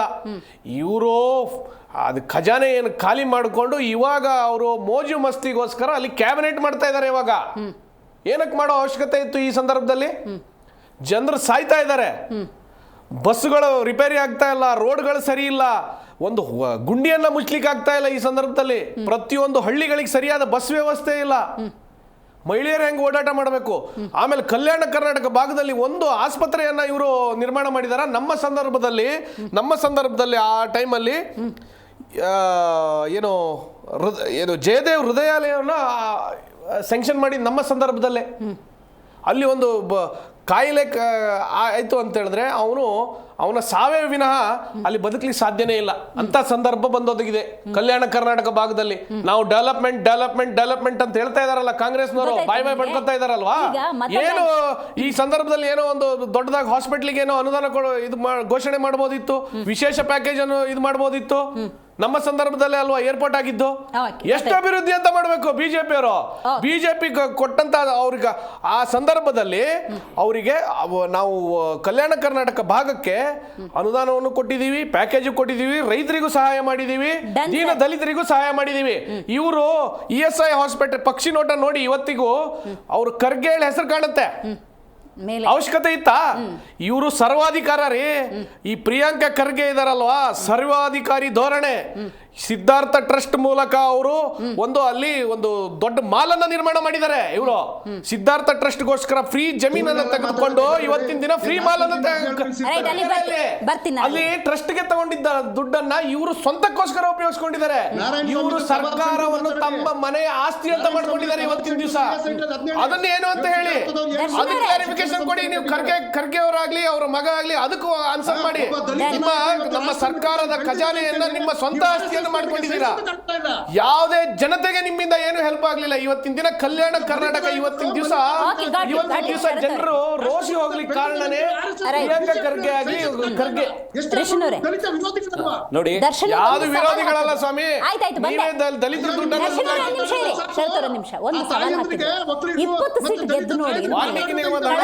ಆಯ್ತಾಯ್ತು ದರ್ಶನ್ ಅವರೇ, ನಿಮಿಷ ಇರಿ. ಕಳಿಸತಿ ವಿ ಹ್ಯಾವ್ ಟು ಕಾನ್ಸಂಟ್ರೇಟ್. ಉತ್ತರ ಕರ್ನಾಟಕ ಅಂತೂ ಕುಮಾರಸ್ವಾಮಿಯವರು ಅಲ್ಲಿ ಮನೆ ಮಾಡ್ಕೊಂಡಿದ್ದೇನು, ಸಭೆ ಮಾಡಿದ್ದೇನು, ಎಲ್ಲರನ್ನ ಸಂಘಟನೆ ಮಾಡಿದ್ದೇನು, ಬಟ್ ಫಲ ಕೊಡಲಿಲ್ಲ. ವ್ಯಾಲಿಡ್ ಪಾಯಿಂಟನ್ನೇ ರೈಸ್ ಮಾಡಿದ್ದಾರೆ. ಅಂದರೆ ಕುಮಾರಸ್ವಾಮಿ ಅಂದ ಸಂದರ್ಭದಲ್ಲಿ ಇಲ್ಲಿಗಷ್ಟೇ ಸೀಮಿತ ಆಗ್ತಾ ಇದ್ದಾರೆ. ಆ ಕಡೆ ಭಾಗದ ಜನ ಅವರು ಒಪ್ಕೊಳ್ತಾ ಇಲ್ಲ. ಈಗ ಮೈತ್ರಿ ಪಕ್ಷದಲ್ಲಿದ್ದೀರಿ.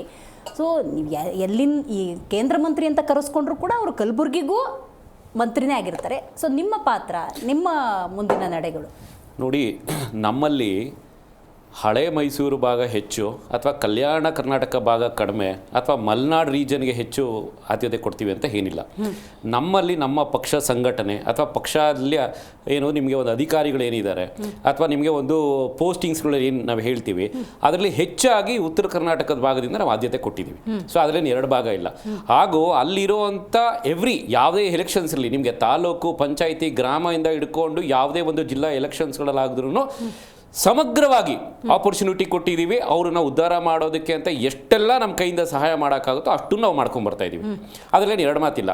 ಅದು ಓಕೆ, ಇವತ್ತೆಲ್ಲ ನಾಳೆ ನಾವು ಅವ್ರಿಗೆ ಆಪರ್ಚುನಿಟಿ ಕೊಡ್ತಾ ಇದ್ದೀವಿ, ಅವ್ರಿಗೆ ಗೆಲ್ಲಕ್ಕಾಗ್ತಾ ಇಲ್ಲ, ಬಲಿಷ್ಠವಾಗಿದೆ ಎರಡೂ ರಾಷ್ಟ್ರೀಯ ಪಕ್ಷಗಳಲ್ಲಿ. ಸೊ ಹಾಗಾಗಿ ನಮ್ಗೆ ಆಪರ್ಚುನಿಟಿ ಕಡಿಮೆ ಇದೆ ಅಂತ ಹೇಳ್ತೀವಿ ಹೊರತು ನಾವು ಯಾವುದೇ ರೀತಿಯೂ ಅವ್ರನ್ನ ಕಡೆಗಣಿಸ್ತೀವಿ ಅಥವಾ ಅವ್ರನ್ನ ಈಗ ಕಾಂಗ್ರೆಸ್ನವ್ರು ಮಾಡ್ತಾ ಇದ್ದಾರಲ್ಲ, ನಿಮಗೆ 100 ವರ್ಷದಿಂದ ಇನ್ನು 24 ವರ್ಷ ಆದರೆ 100 ವರ್ಷ ಆಗುತ್ತೆ 48ರಿಂದ.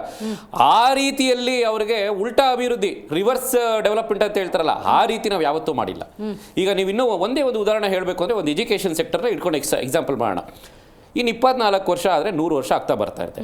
ಇವತ್ತಿಗೂ ನಿಮಗೆ ಈ ಕಲ್ಯಾಣ ಕರ್ನಾಟಕದ ಭಾಗದಿಂದ ಔಟ್ಪುಟ್ ಯಾರು ಬರ್ತಾ ಇದ್ದಾರೆ, ಒಂದು ಸರ್ಕಾರಿ ಉದ್ಯೋಗಕ್ಕೆ ಅಂತ ತಗೊಂಡ್ರೆ ಗ್ರೂಪ್ ಡಿ ಅಂಡ್ ಬಿಲೋ ಅದಕ್ಕೆ ಕೂಡ ಕ್ವಾಲಿಫೈ ಆಗಲ್ಲ.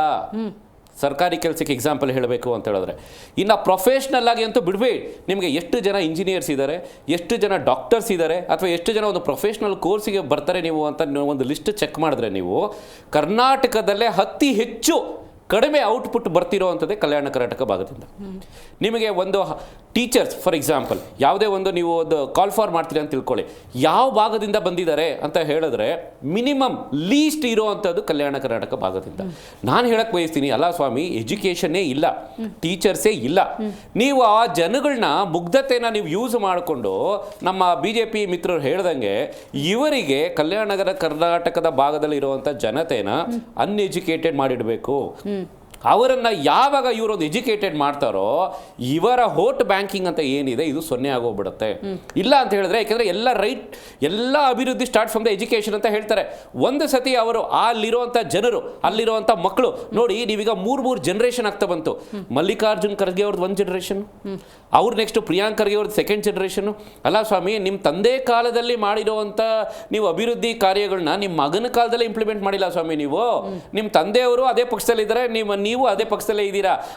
ಹೇಳೋವಂಥದ್ದು ಅವ್ರಿಗೆ ನಾಚಿಕೆ ಆಗಲ್ವಾ ಏನಾರು ಒಂದು ಹೇಳಬೇಕಾದ್ರೆ? 1948, 50s, 70s, 80s, 90s ಎಲ್ಲ ನೀವು ದಶಕಗಳು ನೋಡ್ಕೊಂಡ್ ಬಂದ್ರೆ ತಂದೆ ಕಾಲದಲ್ಲಿ ಹೇಳಿರ್ತಾರೆ, ನೋಡು ಮಗನೇ, ನಾನು ಈ ಥರ ಒಂದು ಯೋಜನೆ ಮಾಡಿದ್ದೀನಿ ಕಾಂಗ್ರೆಸ್ ಪಕ್ಷದಿಂದ ಅಂತ ಅಂದ್ಬಿಟ್ಟು, ಮಗ ನೀನಾದರೂ ಮುಂದುವರ್ಸ್ಕೊಂಡು ಹೋಗು ಅಂತ ಅಂದ್ಬಿಟ್ಟು. ಈಗ ಸುಮ್ಮನೆ ಒಂದು ಉದಾಹರಣೆ ಹೇಳಬೇಕು ಅಂದ್ರೆ, ಮೈಸೂರು ಅಂತ ನಾವು ನೋಡಿದ್ರೆ ಅಲ್ಲಿ ಒಂದು ರಾಜ ಇದ್ರು, ಅವ್ರು ಏನೋ ಒಂದು ಅಭಿವೃದ್ಧಿ ಮಾಡಿದ್ರು, ಇನ್ನೊಂದು ರಾಜ ಬಂದರು, ಒಂದು KRS ಡ್ಯಾಮ್ ಕಟ್ಟರು ಅಂತ ಹೇಳ್ತಾರೆ. ಹಾಗೆ ನಾನು ಕೇಳಕ್ಕೆ ಬಯಸ್ತೀನಿ, ಖರ್ಗೆ ಫ್ಯಾಮಿಲಿ ಪೂರ್ತಿ ಕಲ್ಯಾಣ ಕರ್ನಾಟಕ ಕಲಬುರಗಿಲಿ ಇದ್ರಲ್ಲ ಸ್ವಾಮಿ, ಬರೀ ನಿಮ್ಗಳದ್ದು ಮಾತ್ರ ಮೇಲಿಂದ ನೋಡಿದಾಗ ನಿಮ್ದು ಮಾತ್ರ ಎಂಬ್ಲಮ್ಗಳು ಕಾಣಿಸೋ ಅಂತ ಬಿಲ್ಡಿಂಗ್ಸ್ಗಳನ್ನ ಅಭಿವೃದ್ಧಿ ಮಾಡ್ಕೊಂಡಿದ್ದೀರಾ ಹೊರತು ಕಲ್ಯಾಣ ಕರ್ನಾಟಕಕ್ಕೆ 2-3 ಜನರೇಷನ್ ಏನ್ ಮಾಡಿದ್ದೀರಿ ಅಭಿವೃದ್ಧಿ ನೀವು? ಇದು ನಾನು ಕೇಳುವಂತ ಪ್ರಶ್ನೆ. ನಿಮಗೆ ಇದಕ್ಕೆ ಆನ್ಸರ್ ಮಾಡಲಿ ಅವರು. ಕಾಂಗ್ರೆಸ್ನವ್ರಿಗೆ ಈ ಪ್ರಶ್ನೆಯನ್ನ ಕೇಳಿದಾಗ, ಅಯ್ಯೋ ನಿಜಾಮರಿಂದ ತುಳಿತಕ್ಕೊಳಗಾಗಿತ್ತು, ಹಂತ ಹಂತವಾಗಿ ಡೆವಲಪ್ಮೆಂಟ್ ಆಗ್ತಾ ಇದೆ. ಒಂದ್ ನಿಮಿಷ ಇರ್ರಿ ದರ್ಶನ್ ಅವರೇ, ನಿಮ್ದೇ ವಿಚಾರನ ಉಲ್ಲೇಖ ಮಾಡ್ತಾ ಇದ್ದೀನಿ. ಚಿಂತಕರ ಹತ್ರ ನೀವು ಕೇಳುವಂತ ಪ್ರಶ್ನೆನಲ್ಲಿ ಯಾಕೆ 10 ವರ್ಷ ಬಿಜೆಪಿ ಆಳ್ವಿಕೆನೇ ಇಲ್ವಾ ಮೇಡಮ್ ಈ ದೇಶದಲ್ಲಿ? ದರ್ಶನ್ ಅವರೇ, ನರೇಂದ್ರ ಮೋದಿ ಒಂದು ಪ್ರಶ್ನೆ ದಯವಿಟ್ಟು ಅರ್ಥ ಮಾಡ್ಕೊಳ್ಳಿ, ಕಾಂಟೆಕ್ಸ್ಟ್ ನ ದಯವಿಟ್ಟು ಅರ್ಥ ಮಾಡ್ಕೊಳ್ಳಿ. ಕಂಪ್ಲೀಟ್ ಆಗಿ ಒಂದ್ ನಿಮಿಷ, ನಿಮಗೆಲ್ಲ ರೈಸ್ ಆಗೋದು ನನಗೂ ಬರುತ್ತೆ, ಸ್ವಲ್ಪ ಅರ್ಥ ಮಾಡ್ಕೋಬೇಕು. ಪೂರ್ತಿ ಪ್ರಶ್ನೆ ಆಗೋವರೆಗೂ ಮಾತಾಡಬಾರ್ದು ನೀವು, ದಯವಿಟ್ಟು ಮಾತಾಡಬಾರ್ದು. ಪ್ರಶ್ನೆ ಕೇಳ್ತಿರೋದು ನಿಮಗಲ್ಲ, ಬೇರೆಯವ್ರಿಗೆ ಕೇಳ್ತಾ ಇರೋದು. ದಯವಿಟ್ಟು ಅರ್ಥ ಮಾಡ್ಕೋಬೇಕು ದರ್ಶನ್ ಅವರೇ, ನಾವು ಮಾತಾಡ್ಬೇಕಾದ್ರೆ ದಯವಿಟ್ಟು ಡಿಸ್ಟರ್ಬ್ ಮಾಡಬೇಡಿ. Please understand the situation. Next ನೀವು ಬಂದಿಲ್ಲ, ನಾನು ಹೋಗ್ಬೇಡಿ. ಕೇಂದ್ರ ಸರ್ಕಾರದಿಂದ ಏನ್ ಕೊಟ್ಟಿದ್ದಾರೆ ದಯವಿಟ್ಟು ಅರ್ಥ ಮಾಡ್ಕೋಬೇಕು. ನೋಡಿ, ಜನರ ಹಿತದೃಷ್ಟಿಯಿಂದ ಕೇಳೋದು ನಾವು. ದಯವಿಟ್ಟು ಅರ್ಥ ಮಾಡ್ಕೊಳ್ಳಿ ದರ್ಶನ್ ಅವರೇ, ಉತ್ತರ ಸಿಗೋದಿಲ್ಲ. ಜೋರಾಗಿ ಎಲ್ರಿಗೂ ಮಾತಾಡೋದು ಬರುತ್ತೆ, ಅದು ಮಾತಾಡಲ್ಲ. ನಿಮ್ಮ ಪಕ್ಷದವರೇನೇ ಸೆಂಟ್ರಲ್ ಸ್ಟೇಟ್ 2ರಲ್ಲೂ 100 ವರ್ಷದಿಂದ ಆಳ್ಕೆ ಮಾಡ್ಕೊಂಡ್ ಬಂದಿರೋ ಸ್ವಾಮಿ, ಅದಕ್ಕೋಸ್ಕರ ಕೇಳ್ತಾ ಇದ್ದಾರೆ. ದರ್ಶನ್ ಅವರೇ, ಒಂದ್ ನಿಮಿಷ ಅರ್ಥ ಮಾಡ್ಕೊಳ್ಳಿ. ಸ್ವಲ್ಪ ಏನೋ ಪ್ರಶ್ನೆ ಕೇಳ್ತಿದೀವಿ, ಉತ್ತರ ಮನಸ್ಸಿದೆ ನಮಗೆ. ದರ್ಶನ್ ಅವರೇ, ಒಂದ್ ನಿಮಿಷ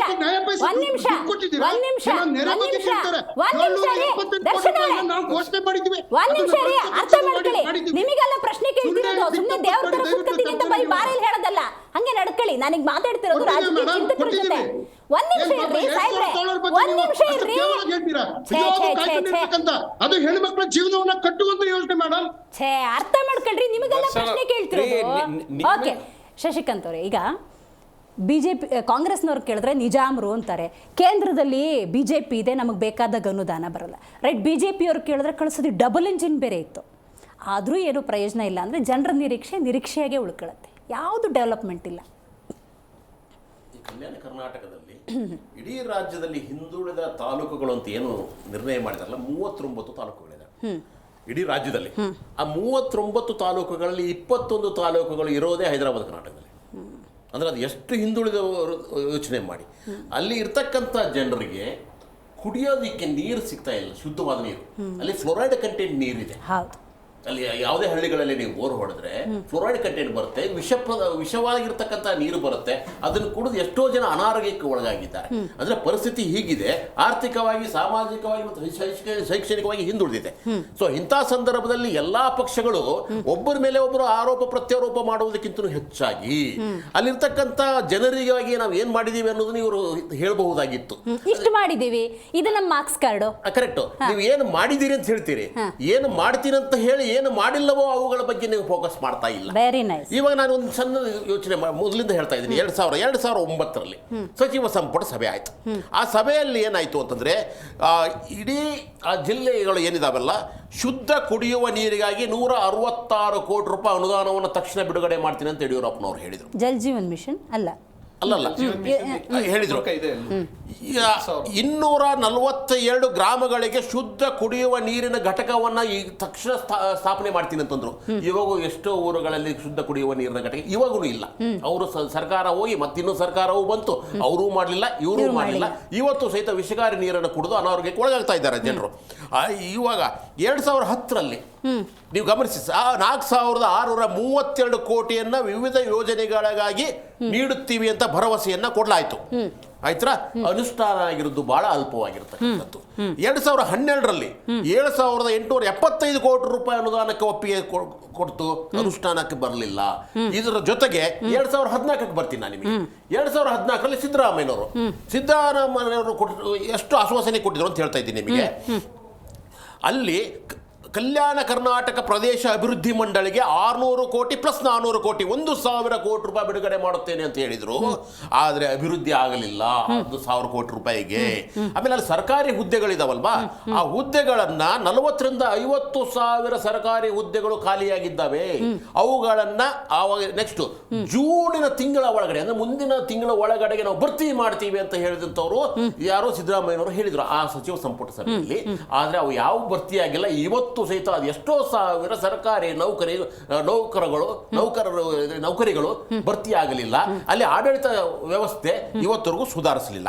ಹೈದರಾಬಾದ್ ಕರ್ನಾಟಕ ಜಿಲ್ಲೆ ಇದೆಯಲ್ವಾ, ಅಲ್ಲಿ 250 ಗ್ರಾಮ ಪಂಚಾಯತಿ ವ್ಯಾಪ್ತಿಯಲ್ಲಿ ಶಾಲೆಗಳಲ್ಲಿ ಗ್ರಂಥಾಲಯಗಳನ್ನ ನಿರ್ಮಾಣ ಮಾಡುತ್ತೇವೆ ಅಂತ ಹೇಳಿದ್ರು ಅವತ್ತು 2010 ಸಚಿವ ಸಂಪುಟದಲ್ಲಿ. ಗ್ರಂಥಾಲಯಕ್ಕೆ ಮಾಡೋದಲ್ಲ, ಅಲ್ಲಿರ್ತಕ್ಕಂಥವ್ರಿಗೆ ಸರಿಯಾದಂಥ ವ್ಯವಸ್ಥೆಯೂ ಇಲ್ಲದಂತ ಅಲ್ಲಿ ಬರ್ತೀನಿ ಸರ್, ಅಲ್ಲಿ ಇನ್ಫಾರ್ಮೇಶನ್ ತಗೋತೀನಿ. ದರ್ಶನ್ ಅವರೇ, ಸಿದ್ದರಾಮಯ್ಯನವರು ಇವತ್ತು ಮಾತಾಡಬೇಕಾದ್ರೆ 1685 ಕೋಟಿ ರೂಪಾಯಿ ವೆಚ್ಚದಲ್ಲಿ ಕಲಬುರಗಿ ಸ್ಮಾರ್ಟ್ ಸಿಟಿ ಅಂತೆ. ಯೋಜನೆಗಳು ಬಹಳ ಚೆನ್ನಾಗಿದ್ದಾವೆ, ಒಳ್ಳೆ ಪ್ಲಾನ್ಗಳನ್ನು ಮಾಡ್ಕೊಂಡಿದ್ದಾರೆ. ಮಹಾತ್ಮ ಗಾಂಧಿ ನಗರ ವಿಕಾಸ ಯೋಜನೆ 2.0 ಅಡಿಯಲ್ಲಿ ಕಲಬುರಗಿ ಬಳ್ಳಾರಿ ಮಹಾನಗರ ಪಾಲಿಕೆ ಮೂಲಸೌಕರ್ಯ 200 ಕೋಟಿ ರೂಪಾಯಿ. ಕಲ್ಯಾಣ ಪಥ ಅಂತ ಬೇರೆ ಮಾಡ್ತಾರೆ. 1000 ಕೋಟಿ ರೂಪಾಯಿ ವೆಚ್ಚದಲ್ಲಿ ಗ್ರಾಮೀಣ ವಿಧಾನಸಭಾ ಕ್ಷೇತ್ರಗಳಲ್ಲಿ 1150 ಕಿಲೋಮೀಟರ್ ರಸ್ತೆ, ಹೀಗೆ ಹಲವಾರು ಯೋಜನೆಗಳನ್ನು ಘೋಷಿಸಿದ್ದಾರೆ. ನಿಜಕ್ಕೂ ಕೂಡ ಕಲ್ಯಾಣ ಕರ್ನಾಟಕದ ಭಾಗದಲ್ಲಿ ಇದೆಲ್ಲವೂ ಆದರೆ ಅಭಿವೃದ್ಧಿಯಲ್ಲಿ ಅಭಿವೃದ್ಧಿ ಅಂತ ಹೇಳ್ಬೋದು. ಡೆಡ್ಲೈನ್ ಯಾವಾಗ? ನೆಕ್ಸ್ಟ್ ಡಿಬೇಟಲ್ಲಿ ಎಸ್ ಅಥವಾ ಮುಂದಿನ ಈಗ ಎಷ್ಟೇನೋ ಡೆಡ್ಲೈನ್ ಕೊಡ್ಕೊಂಡು ಆ ಮುಂದಿನ ಚರ್ಚೆಯಲ್ಲಿ ನಾವು ಎಸ್ ನೋಡಿ ಇಷ್ಟ ಆಗಿದೆ ಅಂತ ಮಾರ್ಕ್ಸ್ ಕಾರ್ಡ್ ಕೊಡ್ತೀರಾ? ಖಂಡಿತ ಮೇಡಮ್. ನಾನು ಈ ಬಿಜೆಪಿ ಅವ್ರ ತರ ಅಲ್ಲಿ ವಿಮಾನ ನಿಲ್ದಾಣ ನಾವೇ ಮಾಡಿದ್ದು ಅಂತ ಬಂದ್ 3 ವರ್ಷಕ್ಕೆ ಒಂದು ವಿಮಾನ ನಿಲ್ದಾಣ ಆಗಲ್ಲ. ವಿಮಾನ ನಿಲ್ದಾಣ ಮಾಡಿದ್ದು ನಾವೇ, ಅಲ್ಲಿ ಏನೋ ESI ಎಲ್ಲದೂ ಮಾಡಿದ್ದು ನಾವೇ. ಆದ್ರೆ ಈ ನೀವು ಕೇಳಿರೋ ಪ್ರಶ್ನೆಗೆ ಖಂಡಿತವಾಗ್ಲೂ ಕಲ್ಯಾಣ ಕರ್ನಾಟಕದ ಆ ಒಂದು ಅಭಿವೃದ್ಧಿಗೆ ನಾವು ಕಂಕಣ ತೊಟ್ಟು ನಿಂತಿದ್ದೀವಿ. ನಾವು ಮಾಡೇ ಮಾಡ್ತೀವಿ. ನಿಮ್ ಮೂಲಕ ನಾನು ಕೇಳುವಂತ ಪ್ರಶ್ನೆ ಮೇಡಮ್, ಎರಡೇ ಪ್ರಶ್ನೆ. ಪ್ರತ್ಯೇಕ ರೈಲ್ವೆ ವಿಭಾಗೀಯ ಕಚೇರಿ ಯಾವಾಗ ಆಗ್ತದೆ ಅಂತ ಕೇಂದ್ರವನ್ನ ಕೇಳಿ, ತೊಗರಿ ಹಾಗೂ ಹೆಸರು ಖರೀದಿ ಕೇಂದ್ರಗಳು ಯಾವಾಗ ಆಗ್ತದೆ ಅಂತ ಕೇಳಿ, ಜವಳಿ ಪಾರ್ಕ್ ಅಲ್ಲಿಂದ ಏನು ಅನುದಾನ ಬರ್ತದೆ ಅಂತ ಕೇಂದ್ರದಿಂದ ಕೇಳಿ, 3,000 ಕೋಟಿ ನಾವು ಬೇಡಿಕೆ ಇಟ್ಟಿದ್ದೀವಿ ಕಲ್ಯಾಣ ಕರ್ನಾಟಕದ ಅಭಿವೃದ್ಧಿಗೆ. ಅದ್ಯಾವಾಗ ಆಗುತ್ತೆ ಅಂತ ದಯವಿಟ್ಟು ನೀವು ಬಿಜೆಪಿ ವಕ್ತಾರರನ್ನ ನರೇಂದ್ರ ಮೋದಿ ಅವ್ರನ್ನ ಪ್ರಶ್ನೆ ಮಾಡುವಂತದ್ದಾಗ್ಲಿ. ಜೀನ್ಸ್ ಪಾರ್ಕ್ ನ ಬಳ್ಳಾರಿ ಮಾಡ್ತೀವಿ ಅದ್ಯಾವಾಗ ಆಗ್ತದೆ?